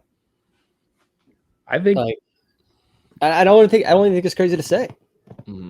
We've been saying, what would this offense be if we had even a below average, not a terrible offensive line? Just give us a below average offensive line. Now they have a chance to be, middle of the road. I think that's a huge improvement. And I think too, and it helps each other out, but Jordan Travis trying to focus there and stay in the pocket. I think that both sides, that helps one another, because sometimes before he'd get antsy and you'd see the whole, offensive line kind of collapse, and him being able to, let's make a focus here, stay in the pocket. Let's make sure we get the reads down. If it's not working, nobody's open, do what you need to do. Make sure you please slide. But, the main focus is keeping Jordan Travis protected. And I think this team, definitely the offensive line, they love that guy. They want to protect him. They know how versatile he is to this offense, and they keep going down the field with him. If he's not able to play, and you don't want to get your quarterback hurt no matter what, but this is a guy that's extra delicate. If we're going off of last season, the main focus is keeping him protected.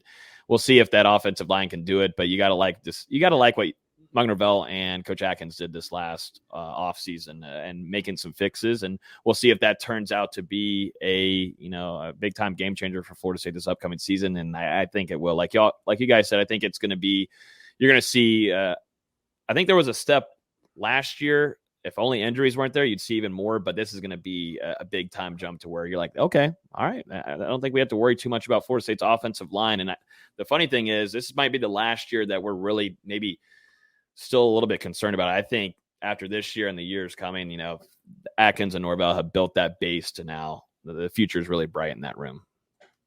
I mean, if you're thinking Kearney, you've got Simmons, the future is bright. And really looking across the whole offense, I mean, quarterback room, running back room, wide receiver room, tight end room, they all got better this offseason. The only real question mark is that tight end room. We'll see if someone's able to rise to the occasion in the fall. Don't really know one way or another so far, but it wasn't exactly positive with what we saw from some of those guys in the spring. But outside of that, the rest of this offense has taken steps forward in talent. They've got more depth. And I mean, man, you're a Jordan Travis, I feel like 12-game season from being a 7-8 win team in 2022. Yeah. That wraps up the offensive side of things for our 2022 fall camp preview. Let's jump on the defensive side, which I am extremely excited to talk about, because what we saw in the spring and what we saw flashes of last year, there should be some excitement from Florida State's fan base as a whole. You've got some star players across the board, starting off probably in the trenches, which we'll begin in the interior defensive line with Robert Cooper. You've got Fabian Lovett. Those are 2 NFL products there on Florida State's defensive line you get to bring in for another season. I think you've got starters behind them too, with Malcolm Ray, who really made some strides last year. And then, right next to him too, Jarrett Jackson, who is my sleeper guy that I think people need to start keeping an eye on heading into this camp. You've got Joshua Farmer behind him. You've got Bishop Thomas. You've got Daniel Lyons.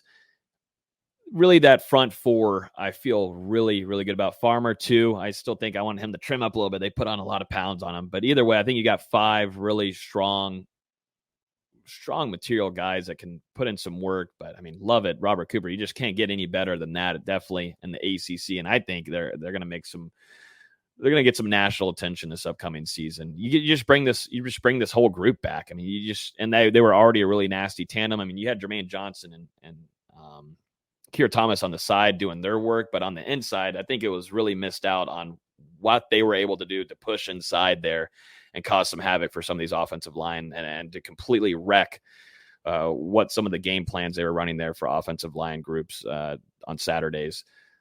I'm just, you can tell I'm excited about this group, because it wasn't really And I hate to say it, well, there was some times during spring camp where it kind of just wasn't fair. And that's good to hear from for the defensive side of things, yes. But you got to hope the offensive line can do its thing. But, yeah, what are y'all's thoughts on OL heading into this DL on the inside going into this fall camp? Yeah, I was a little scared last September whenever Dennis Briggs went down with that season-ending injury. It was kind of like, who's going to step up now behind Robert Cooper and Fabian Lovett? And it just gave an exceptional opportunity to Malcolm Ray and Jarrett Jackson. They both took advantage of it, and they both have developed into stalwarts in that defensive line heading into 2022. I mean, in my opinion, you've got 4 guys right now who are starting material.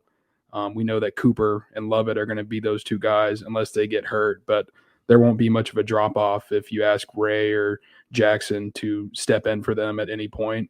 And, I mean, even behind that, some of the young guys, Joshua Farmer, he's up into that 300-pounder club. The other guys in the spring, they showed Bishop Thomas. They showed some promising qualities as well. They're not going to be asked to do a whole lot this fall while they learn behind those guys that have already gotten experience. But from top to bottom, that defensive line room, it's in a very good spot. It's going to be dominant from the interior, at least in 2022, and has a chance to continue to be at the top of the country over the next couple of years. I don't really have much to add. I mean, you guys have nailed it on the head. It's a very talented group that's got plenty of depth, plenty of production already, and still plenty of potential. I expect them to – I don't want to say dominate, but they have the potential to do it. So go out and dominate. Why not? I think they dominated a good bit last year. I'm expecting more from that. I mean, Fabian Lovett, he's also put on some significant size too. I don't know if he really needed it, but that is a big human being coming there from the inside of Florida State's defensive line. You've got Cooper too, one of the most experienced guys on the team. You love every bit of this unit so far. If guys can stay healthy, then that's even better. But and I think we kind of sleep too a little bit on Robert Cooper. This is really big for him to stay another year, but he made some plays last year that allowed for Fabian Lovett to get after the quarterback, make plays on the running back, have tackle for losses. And, Robert Cooper can usually eat up a few blocks, but now you just bring that tandem back and you just feel so much better going into the defensive side of things for Adam Fuller and Odell Higgins. Odell knows how to coach. He knows how to put guys in the league, and he'll do that with Robert Cooper and Fabian Lovett this upcoming season. I think people are sleeping on Jarrett Jackson. That might be, I kind of predicted Dennis Briggs a while ago to make a stride, and he's kind of my sleeper guy a couple of seasons ago. I'm going to go Jarrett Jackson here. I really liked what I saw in the spring from him. I don't know what kind of hit a switch there. He's turned into a leader. Like I said, those 3 with Lovett, Cooper, and him, those are your 3 leaders on defense, and it showed really well. And with him coming in and now understanding the system fully and how Coach Odell wants things ran, there was just a different energy from him, a nasty energy, and just nobody could block him this spring. And so I think people are sleeping on him. He changed his number though. What did he change the number to? 12? He took Trey Benson's number because Benson moved to number 3. Yeah, so he goes to number 12. I was digging the 48. I don't know. The 12, I might have to, maybe that changes things for me. I don't know, but just going off the spring though, literally, I think some people might be sleeping on Jarrett Jackson. And D-Lou, when we get to practice, I'm going to show you. I'm going to pull you over there and I'm going to show you domination. We'll have to see, but I will say Robert Cooper, he's played a little bit heavier in his career. I think he's probably in the best shape that he's been in thus far during his college career at Florida State entering the fall. Fabian Lovett has put on, I think, 10, 12 pounds now to get close to 320. So, I mean, just 2 massive guys in the middle who are going to wreak some havoc. Yep. All for it. So just please don't be like 2020. You better knock on some wood, buddy. You better find some wood in that office. Let's jump over to defensive end. Obviously, the big topic here is you lose Jermaine Johnson, first-round talent there, going over to the Jets, and then you lose Keir Thomas over there with the Rams. It's a big-time loss. That was probably all of our biggest concerning mark going into the spring. I feel a lot better with it. I'm still not fully – it's not going to be at the same tandem of Jermaine Johnson and Keir Thomas, but I do think you have a nice substitution with bringing in Jared Verse from Albany. You got Derek McLendon too, who's now finally getting that chance of being a starter. Sitting behind Keir Thomas, Jermaine Johnson last year, he didn't get to be there. He was working a lot more on the inside than anything with McLendon, but he's really shaved off a lot of pounds and worked on his body this last year or so, trimming down and really speedy off the edge, had a good spring. But, I think it's highlighted with Jared Verse. You're still wondering, too, about Dennis Spriggs, if he can be fully healthy heading into this camp. Didn't get to see a whole ton of him during the spring.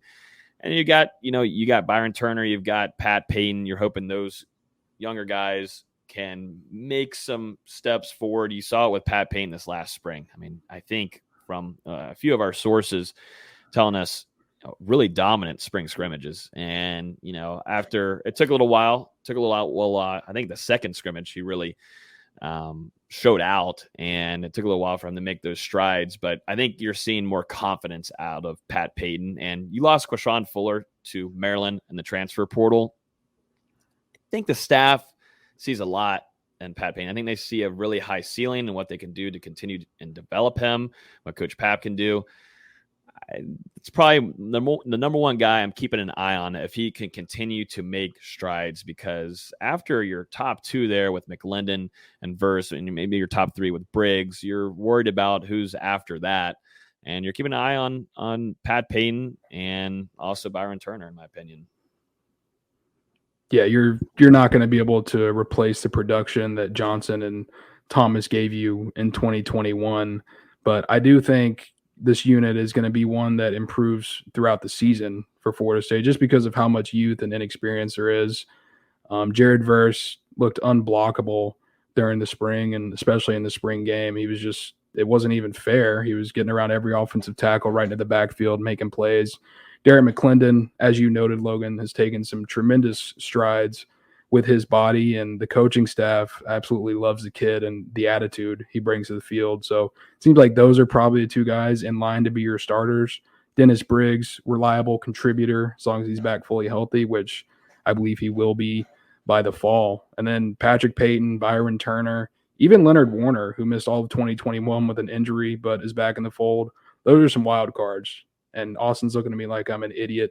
Leonard Warner, he's not going to come in and be your starting defensive end. But I don't want to see him on the field. No. But could he be a quality fourth or fifth defensive end in a rotation? No.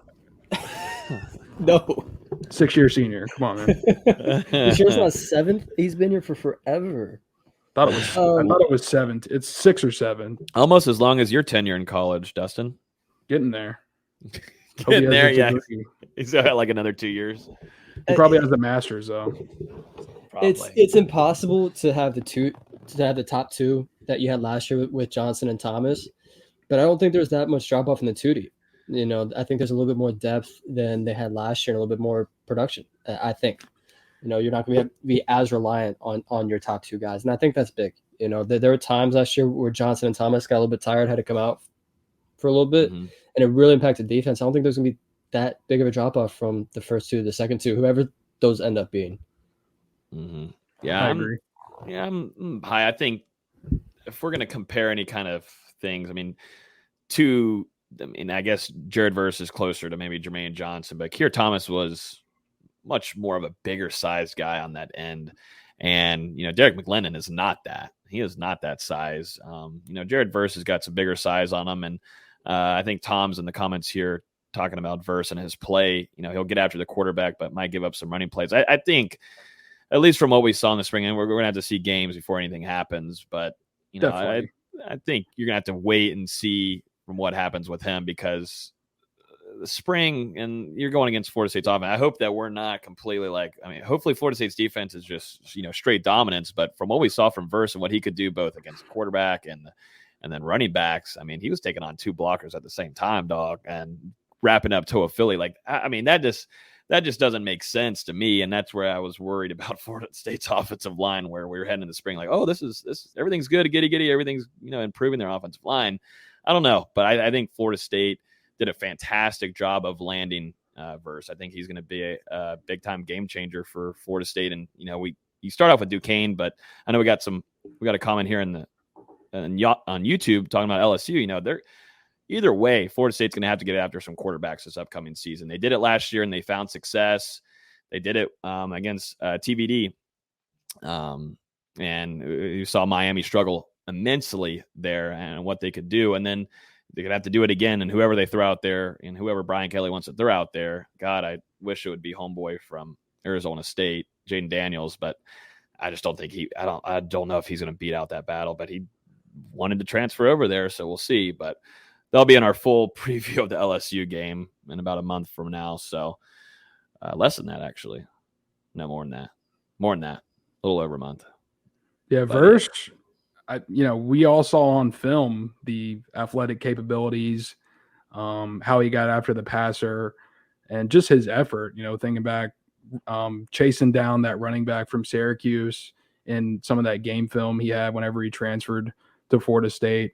So you kind of knew what you had. You weren't sure if he was going to be a starter out of the gate, but then you open spring practice. And I think what really opened my eyes to the fact that Verse is going to be a major contributor on the defense is just the dude's attitude. I mean, he's got that nasty mentality. He's coming out. He's talking to the offense. They're talking to him. He's putting someone on their back. He's letting them know about it. They're shoving each other after the whistle for a long time. He's got that nastiness where he wants to go out there and beat the guy's ass that's in front of him. And we saw it in the spring game. We saw it daily during spring practices. And if he continues on that trajectory, he's going to be a very nice piece off the edge for Florida State in 2022. And you've got to remember, this kid has 3 years of eligibility left. He's not a grad transfer like Jermaine Johnson. I mean, that's what I want people to notice. Be the start of something very special. Mm-hmm. And something I want people to notice that too. It's not a Jermaine Johnson 1-year deal, seal by kind of dealio. I mean, you're going to have him for a little while. I don't think he's going to last all the way those years, but he's maybe one more. You would love to have one more too. But yeah, I think there's a lot to like about the defensive end room, and definitely if Pat Payne makes those strides this fall camp and continues to do that, you feel a lot more comfortable than how you were feeling first off heading into the spring. Let's jump over to now the linebacker room for Florida State. We talked about it quite a bit before really diving into it, but you saw some surprises last year, mainly from Kalen DeLoach, which none of us on here were expecting him to blow up like he did on that linebacker room. You've got Randy Shannon coming in first year at Florida State, although not his first year at Florida State. As we know, he had an off the field assistant gig with Florida State as being an analyst. A lot of players, a couple sources told me, a lot of players wanted to stay and play for Randy Shannon. And I'm wondering if that is going to play any kind of effect into this upcoming season. You lose Chris Marv. He's off doing his thing at Virginia Tech as a defensive coordinator. This room has a lot of potential. Bringing Tatum Bethune now from UCF, which you're hoping you can utilize him in a lot of different ways because he's a tackling machine and also can cause turnovers. And he can be put in the right position to also grab interceptions, which is nice. Haven't had that in a little while, but Florida State's linebacker room is something that is continuing to have to be developed. Randy Shannon's got a big-time job on his hands again, but you bring back DJ Lundy. You've got Steven Dix Jr., you got Amari Gaynor there also. You also got a youngin', and we haven't really mentioned a lot of freshmen and going into this fall camp, but I want to mention Omar Graham. I'm not expecting a whole ton from him this upcoming season, but I do think he is going to get some PT this year. But what are y'all's initial thoughts going into this room? Because I think this has always been, along with the offensive line on the offensive side of the ball, it's always been the same thing on the defensive side with the linebacker room. Yeah, the linebackers have been a disappointment as of late. You think 2018, 2019, 2020, it was pretty pathetic. And then last year, I thought you finally began to see some strides in the correct direction for the first time in quite a while. And some of that has to do with the addition of Randy Shannon. Like you said, Logan, it was his first year with the program.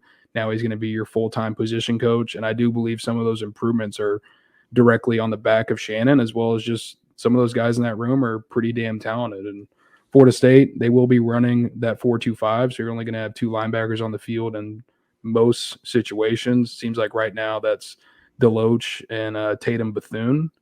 And behind that, we'll just have to see DJ Lundy, Amari Gaynor, two guys that are going to play sizable roles in the rotation. And Steven Dix Jr., Brendan Gant even, and Omar Graham. We'll see if they're able to do anything for Florida State in 2022. And, I mean, you look at Dix, the dude has an all-world body. You're like, that's an all-American linebacker right there. So if that light ever turns on, it's going to be nasty for Florida State. And Omar Graham, all the potential in the world, very great showing in the spring, had forced a couple turnovers, impressed the coaches. So that room is beginning to trend back in the right direction. I don't think he went far enough back by starting in 2018. I feel like the last time we had a solid linebacker was Terrence Smith. That's 2014. It's been a while. It's been a while since we can say we had a solid linebacker back there. And now I think we could comfortably say we have two solid linebackers with Bethune and Deloach. Y'all are being mean, missing out, Dontavius Jackson. Y'all are really messed up. No, I'm standing on my hill. Things have gone downhill ever since he failed to recover that fumble. So I'm being a little just fall on the ball. I'm being a little sarcastic. Let me pick up this ball at the 3-yard line in the fourth quarter. Yeah. Anyways, Reggie Northrup was that same era, so that doesn't really count. Love Reggie, but same era. Yep, they're in that same man. I mean, Florida State's linebacker room has got to continue to get better there. I mean, what we saw last season where some running backs just would go right through them almost. I mean, Will Shipley as a true freshman coming in from Clemson, and I don't think fans want to remember what was going on. Shipley's a little bit different, though. Shipley's a little different. But that shouldn't be the case for a true freshman coming in, dog. Like, what? If it was someone not Will Shipley, it's like, okay, but Shipley's pretty damn good. Well, no, I mean, put on a highlight tape, decided to put on a highlight tape against Florida State. I mean, they knew exactly what to do against a really weak core right there. I mean, the thing about Florida State, you got Deloach coming in that absolutely exploded, but now you add in Tatum Bethune. You feel good about those. I wish they'd use Gaynor in a little bit different ways. I don't think any of these staffs understand how to use Gaynor. Are we all in agreement there? I mean, you just don't know where to put him. I feel like they need to use him more for pass rush than anything. He's a tweener. It just seems like he's a little bit too big to be a linebacker, but then he's a little bit too slow to be a linebacker, and then too small to be a defensive end. So it's just tough to put him in the right position. I don't think he's really in the right scheme. I think he's more of a 3-4 outside backer, and we run a 4-2-5. It's just not the right scheme for him. Mm-hmm. It's just really not. Yeah, it's all over the place for him. We'll see it. They find a different way to use him this year. Bethune, I expect him to be an instant upgrade in that linebacker room. I had a UCF source that I talked with a couple of weeks ago, and he said Bethune may only be about 5'11", but he can get you triple-digit tackles in his sleep. So we'll see if he makes that a reality this fall. I think it's going to be between him and probably Jamie Robinson for that leading tackler battle. Yeah. I guess Jamie obviously did it last year. Yeah, I was going to say I was about to try to do a prediction on that, but we'll do that whenever we get into the season preview and predictions later on once fall camp is ending up. Let's jump over to the cornerback position before we get to safeties. Man, I mean, you're relying on some youngins here, but you saw little flashes in 2021. You've got Marion Cooper expected to be a starter along with Kevin Knowles. You got Greedy Vance, a transfer. You've got Renardo Green, who I think we are expecting to be a starter at corner. Demore Tate, Sam McCall, Azare Thomas. You're relying on some youngins here, but it seems like Coach Woodson and Adam Fuller feel pretty comfortable putting them into this position now. What are y'all's thoughts with this cornerback room? I'm really not that worried because, the two best corners last year were Knowles and Cooper. Once they started getting game action, they made a huge difference. If they can continue taking those strides that, Brownlee couldn't make last year, that makes a world of difference. And they're both really talented corners. I wish Cooper would wear a different number, but, both really talented guys that make a huge difference. And Florida State's known for their defensive backs, especially at corner. I don't know if these guys are at that level yet, but they have the talent. Well, Austin, this might make you happy. Marion Cooper, he's wearing number 13 this season. I don't like 13. I stand by what I said. I don't like 13. Well, never mind. I thought he was going to save the day. No, trust me. I know. I have the roster pulled up. Oh, well. He listen. He upgraded. All right, he went from 37 to 13. Yeah, no, that was definitely an upgrade. But you can find something better still. Got to earn it, man. It's still a youngin', still a baby. Got to earn it. Okay. But Renardo Green, oft-injured guy during his first couple years at Florida State, he looked tremendous for Florida State during the spring. Not only in the tour of duty, coming out of it in just fantastic shape, but then carrying that into spring practice and looking pretty solid as well. Knowles and Cooper will both be starters for Florida State. But behind that, I am worried maybe about the depth of this room. We'll see what Greedy Vance is able to provide, the true freshman, Travis J. Florida State potentially still looking into an addition in that cornerback room. They're hosting the transfer from Jacksonville State later this week, and we'll see if both parties end up wanting to connect with one another and if he continues his college career at FSU. I think that's a fluid situation right now based on Jacksonville State's graduation date, which might not be until early August. Still trying to do some digging into that while talking with Malik Feaster, but we'll have to see. I think Khalil's bringing a pretty good point here, and I'll be honest with you. Some of the things that McCall was doing, Sam McCall during the spring, was definitely impressive. I think, Mike Norvell kind of had to slow down the hype there a little bit because of the media after one of the days. I believe he brought down 2 interceptions, one Can stopping you delete the comments? Tate Rodemaker got intercepted there in the end zone, and I know that is Rodemaker throwing the ball. Either way, Sam McCall put himself in the right position. But I will say he's a guy that throughout the spring, and a few of the other defensive backs had this too, but Sam McCall, out of all the guys in the defensive back room, he was one that was pretty hip to guys, and that already shows me his athletic ability. We knew that coming in. I mean, this was a very high-profile recruit coming in, but yeah, I think people might be a little – I don't think there should be a surprise if you see Sam McCall coming in and getting some playing time this upcoming season. I don't think it even is a bad thing to say that he would be coming in to get some PT, but I would not be shocked to see Sam. I know there'll be a conversation between Azare and him, but if there's a chance where, Florida State's got a pretty decent lead, throw Sam in there. I think Florida State really likes what they have with Sam McCall in the future of that young guy in the number 11 jersey, since we're worried about the jersey numbers right now. Is that a good number, VZ?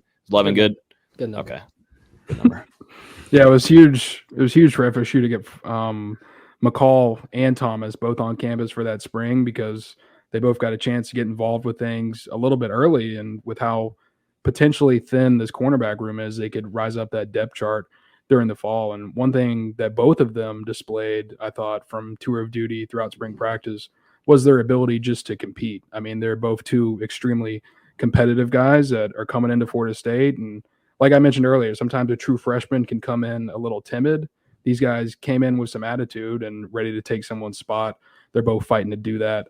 McCall, Chat said it, former 5-star. Thomas, a former 4-star. So these are two guys that have a lot of ability, and they're going to produce for Florida State. Maybe not all of it in 2022, but over the next couple of years, they're going to be some key pieces in that defensive backfield alongside Kevin Knowles and Amarion Cooper. Probably the group that everyone is really looking forward to watching this fall camp is going to be that safety room. I mean, damn, okay, you bring back Akeem Dent. Okay, you also bring back Jamie Robinson. Jamie was kind of feeling out the NFL waters. Florida State was able to help out a little NIL-wise and keep maybe both of them too. You got to like this tandem, man. You got to like it. Probably one of the top, if not the top in the ACC, bringing these guys back. Akeem Dent having a phenomenal spring. I think out of every player on the roster, I think he probably had the top 5 best spring. I mean, from playmaking during practices, takeaway. I mean, he's a takeaway machine, but then going during the scrimmages and things that we were hearing and some of the coaches talking about him, he showed out, man. And so bringing back Akeem Dent, and then you already know kind of what you got with Jamie Robinson. When he's fully healthy, he's a threat everywhere. And that's just what he brings to the table. I think those two guys, you know what you're going to get from them, but I think now there's going to be a really better mesh now because those are solidified starters heading into the season. And, I think overall, too, Shaheem Brown is someone that I think might be a sleeper here that also really looked smooth in the spring. You also got Williams coming back, Jarquez McClellion, too. What are y'all's thoughts on this group, which you feel pretty dang good about heading into this fall camp? Yeah, I mean, like you said, this is definitely one of the position groups on the roster that I feel the most strong about. Jamie Robinson, Akeem Dent have it locked down. We'll see, Dent. We've talked about him a lot ever since he got to Florida State, and he could have had 8 or 9 interceptions as a true freshman. And then things finally seemed to come together for him the back half of last year. And if he can put it all together in 2022, you're looking at a guy with NFL potential. And you mentioned Shaheem Brown as a sleeper. I think Sidney Williams is a sleeper because when healthy, this guy was pretty damn good for Florida State a season ago. I think maybe it was the UNC game with him and Robinson both at safety, and they were both just coming down to the box, stuffing the run. I mean, when those two guys are on the field together, they're just flying around, making tackles, making plays, whether it's in the passing game, coming up, stopping the run. They both fit really nicely together. I think they might have each had double-digit tackles that game, but either way. So there's some at the top end. You've got 2 solid starters, and then you've also got some depth behind them, and you can't forget about Jarquez McClellion, who should be involved in that rotation as well. Hold up now. What did you just say? Jarquez McClellion? That can't be right. How do you? Look his name up. Tell me how you say it. Just move past it. Look his name up. Tell me how you say it. That can't be right. McClellion. There, that's a little bit better. You're getting McClellion. Just say McClellion. You don't have to say McClellion. It's not McClellion. It's McClellion. I said McClellion. We'll ask Coach Woodson tomorrow. We'll use the 2 minutes we get with Coach Woodson tomorrow to ask him how you say Jarquez's last name correctly. But yeah, no, I think that's. I was going to say real quick about McClellion. I think the staff likes him because he knows the playbook really well. At least that's what I kind of got the feeling from Fuller and the defense there and Mike Norvell, that he knows the playbook really well. The physical attributes, they're not going to be on the same level as Sidney Williams and Akeem Dent and definitely not Jamie, but he knows the playbook well. So he's a really good depth piece in case you need some time out. You sub a guy out or a guy gets injured. You don't ever want that to happen, but he's a guy that really knows the playbook well, smart guy. We're seeing it a lot in the NFL with these 3 safety looks. I wouldn't be surprised to see FSU do it because we just talked about the youth at corner. You have so many guys at safety that can produce. Put 3 of them out there, put 1 of them in the slot. Move these guys around, let them all get on the field. At some point you just have to put your best players out there, and I think by far your best talent is that safety in that defensive back group. Mm-hmm. Yeah, no, you definitely got some nice talent back there, and like a lot of the chat is saying too, these are some hard-hitting guys. You said it too, D-Lou. I mean, Sidney Williams likes to hit, and it sucks though. Throughout the latter half of the season, he wasn't fully healthy, and just didn't get to see him play. So having him back, you can't forget about him. We're going to talk Den and Jamie, but can't forget Sidney Williams and what he brought to the table early on in that 2021 season. Let's jump into some special teams to finish off this fall camp preview. Man, oh man, I felt like there was kind of just a whole 180 on the downside from last year, man, on the special teams part of things. A lot of inconsistencies, dropping punts, putting yourselves in terrible positions, putting your offense in awful positions. VZ, go ahead and say it straight up. What do we got? Please just field kicks and punts. Please. I'm begging. If nothing changed from last year other than we just field kicks and punts, I think we win 2 more games. I'm so serious. We put ourselves in a hole so many times by just letting the ball go by. We're starting at the 8-yard line, the 5-yard line. Just catch the ball, please. Yeah, Anyways, go ahead. Well, I was going to say, too, not like 2020 was, phenomenal, but you did see, okay, this is something that Mike Norvell focuses on. You had the block kicks, blah, blah, blah, help win games that way. But I don't know what happened 180-wise with not being able to really do anything to put Florida State in a good position at all offensively on the field. Let's go ahead and preview. Let's preview kick return first. I think Florida State has a variety of options here. I know, D-Lou, you've got, 11 names in your preview for guys that could come in and play the kick return position. Who do you think is maybe the top 2 guys heading into this? Because I think you got a mix of youngins. You got guys in different position groups coming in. Can you ban the chat again, bro? Come on. That's just someone chatting here, but don't distract. Remember, these are audio listeners too, so let's just don't. I'll take care of it. You do your thing. You can edit. Nah, I don't want to edit this.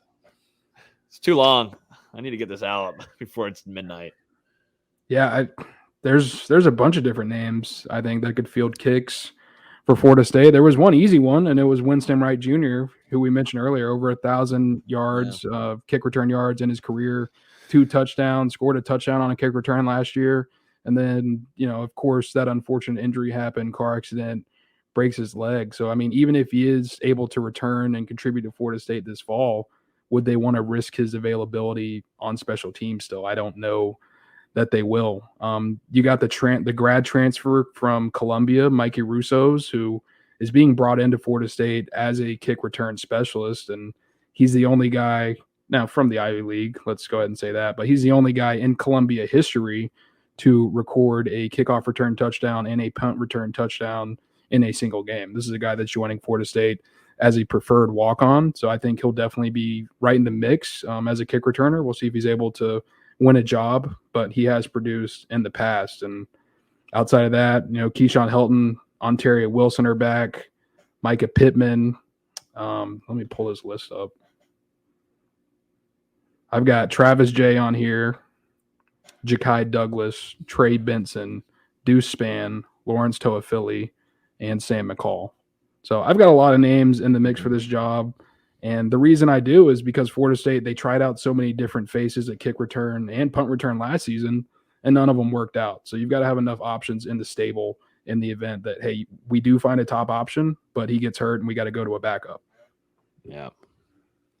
I think Micah Pittman, obviously, I mean, I know he's more of a short range guy, and I think he's going to be more utilized definitely in the punt game. But Winston Wright Jr., if he's fully healthy, I think he gets a shot.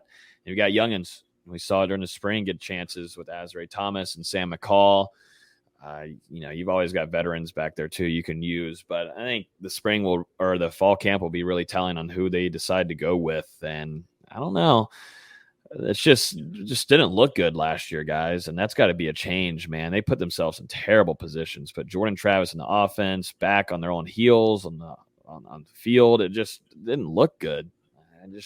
I know you also have always had Travis J, but I think that's over with. That just too much inconsistencies. Guys got to get some get off, man. I understand that you're trying to see the field and whatnot, but man, take off. I mean, I don't know. It's just a little bit different than what you've had in the good old days when you had Carlos Williams, you had Kermit Whitfield do his thing. You had Bobo Wilson too. I mean, I don't know. Just like get off. At some point you got to stop watching because either way they're coming for your head. Get the F going, baby. I mean, I don't know. I don't want to say anything more, but it just was atrocious. It was atrocious to watch last year. It just and there was no changes. I mean, that was something where I put a lot of the blame on the coaching staff. There was no changes. We'd see the same thing happen. Okay, this week, complete disaster. Let's put the same group out there again. Complete disaster. I mean, it just was repetitive. Like you gotta make a change there. Yeah, and it seemed like at times they were trying to go with maybe the most athletic option when you look at Corey Wren or Ja'Kai Douglas or Travis J getting reps at kick returner. And then when things didn't work, they tried to go to a more stable option, that Keyshawn Helton and Terry Wilson, who has been here for quite some time, and that didn't work either. So this offseason, you brought in 3 guys who literally this is what they do, and you get the unfortunate news with Winston Wright, which makes me I think Florida State will not risk him on special teams if he's able to return.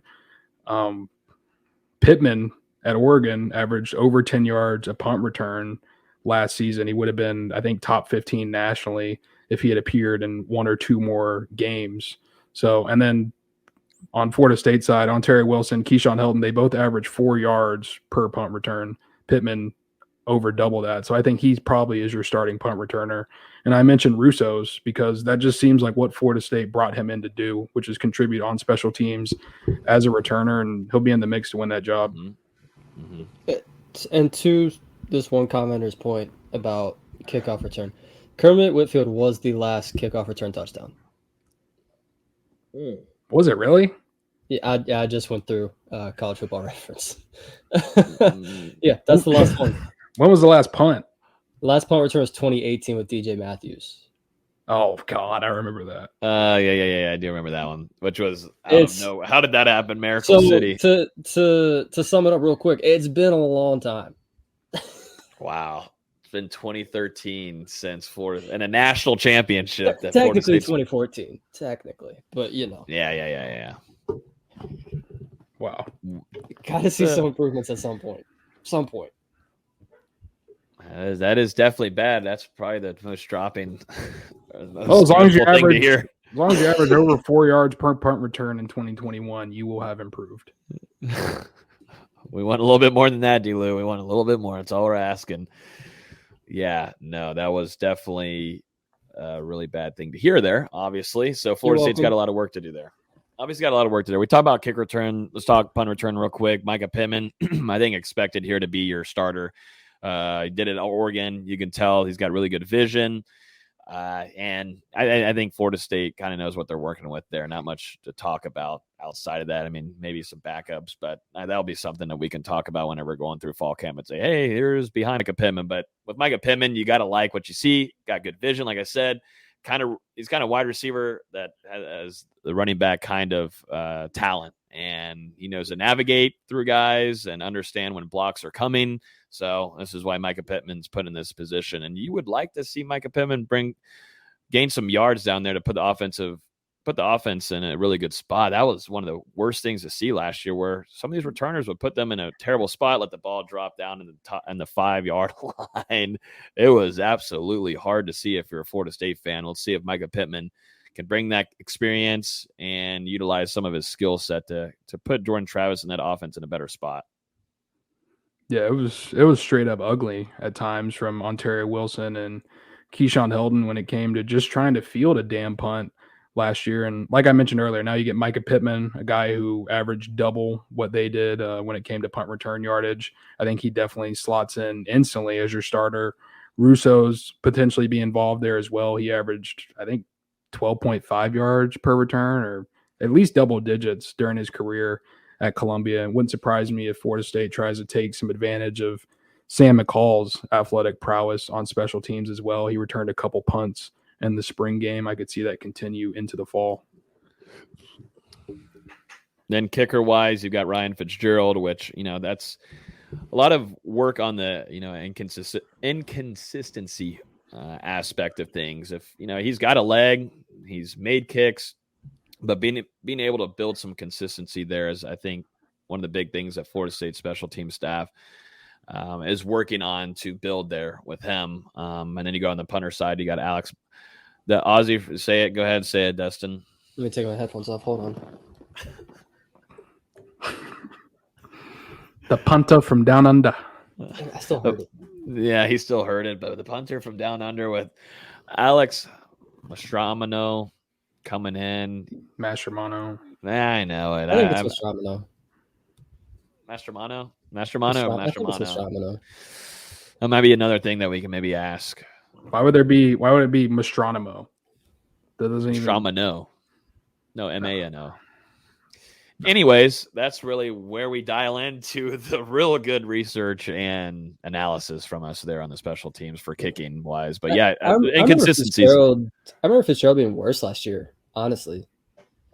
Looking at it now, he was 10 of 13 on field goals. I feel like it's just all of his misses came in big spots. Obviously the end of Notre Dame was the big one. Yeah. But he also missed 3 extra points, and you can't really be having that. I get it's moved back now, but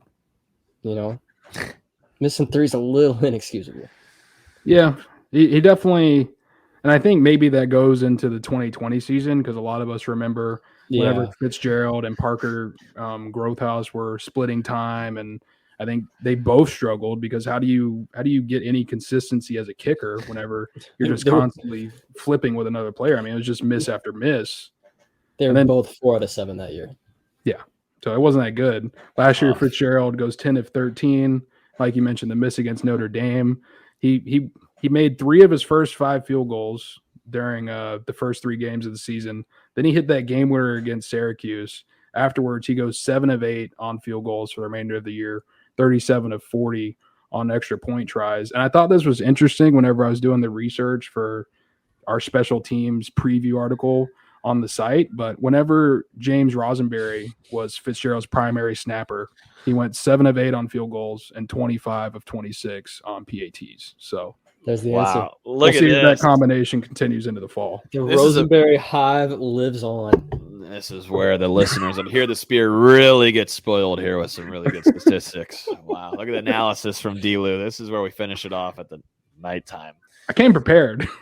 This is how we finish off the show here, man. Get some statistics from the consistencies of the tandem of a snapper and a kicker. And we have really hit the peak here. I'm just saying the sky is the limit. All right. They're going to keep improving. You look over on the other side for Maschermano. This is a guy hasn't had a touchback since the very first game of his true freshman season against Georgia Tech. 42.7 yards per punt last year with a long of 65, and about 20% of his attempts went for over 50 yards, 8 of 61. Actually, I don't think that's correct at all. 8 of 61? Not quite. It's more, that's more like 14%, but either way, 8 of his 61 attempts went for more than 50 yards. We'll see if he can improve on that this year.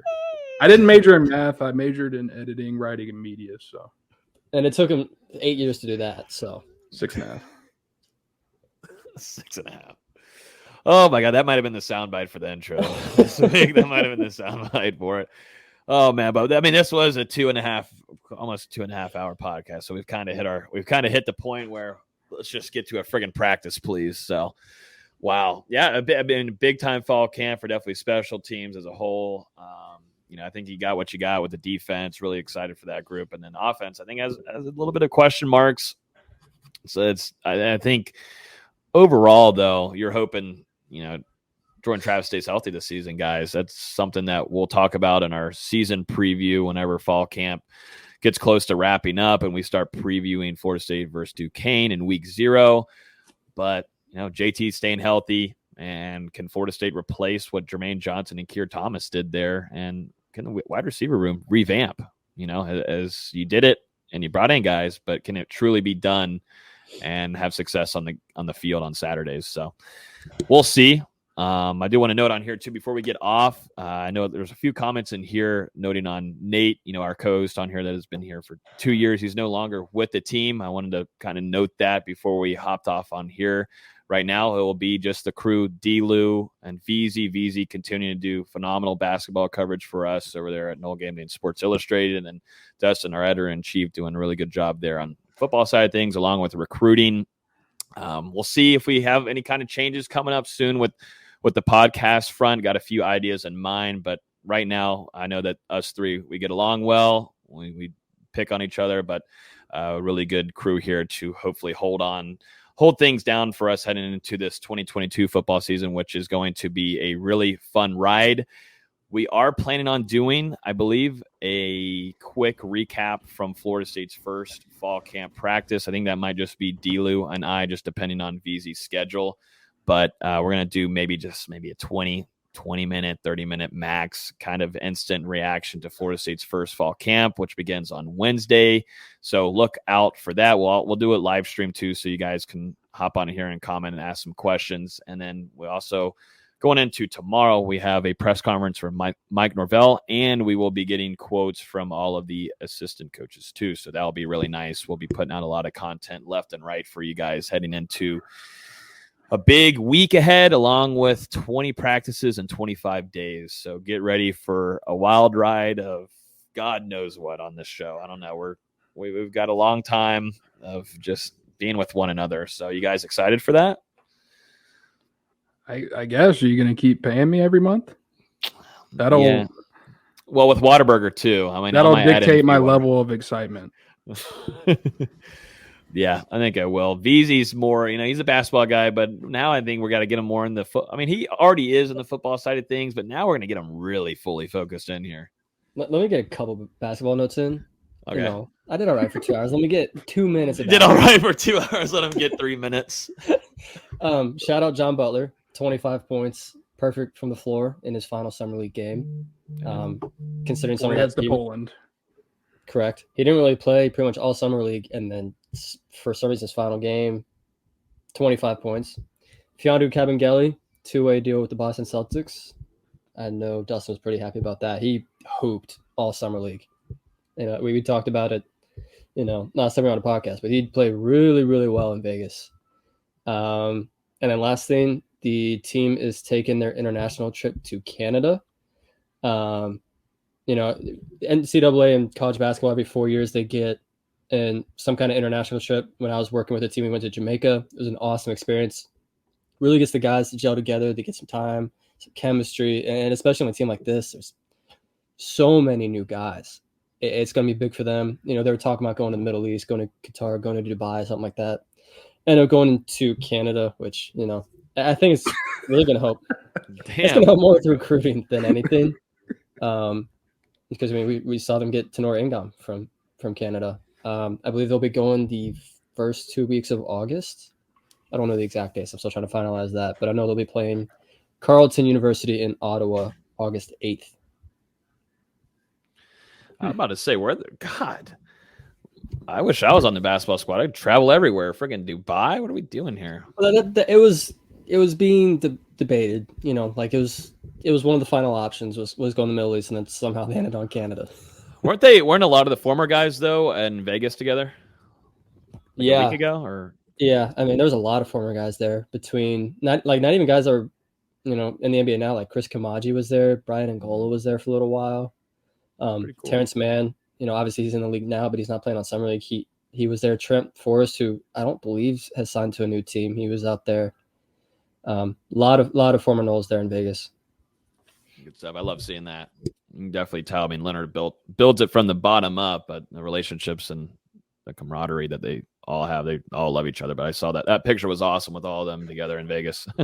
and one of the guys in that picture was a former manager from my time there too. It's not just the players. This is it really is a family. Really, really, really, really is. Where was your invite then? I was here in Charlotte. I'm sorry. Dang. If I was in Vegas, we should have sent you like 8 mics and you just go sit in like a conference room in a hotel and you just have an interview and we just have stories go around. That would have been phenomenal. You can't get Fee or Terrence to copy a flight with how good of friends you guys are. Terrence has been on the podcast before. I know. That's what I'm saying. You couldn't fly out to Vegas, come chill with the guys. No, that's too much. That's too much. Even Trent. Hey, can you what pay about for my Trent? flight? I'm not gonna ask someone to pay for my flight. You don't ask him. You just slightly allude to it. Just like Dustin does to me. I'd love to make it, man, but that flight is just a little expensive. And he's like, "Oh, here you go, buddy." No, I've never done that. I feel bad asking for tickets. I'm not asking for someone to pay for my flight. No. Yeah. It's all right. That's all right. VZ's a good guy. VZ's a good guy.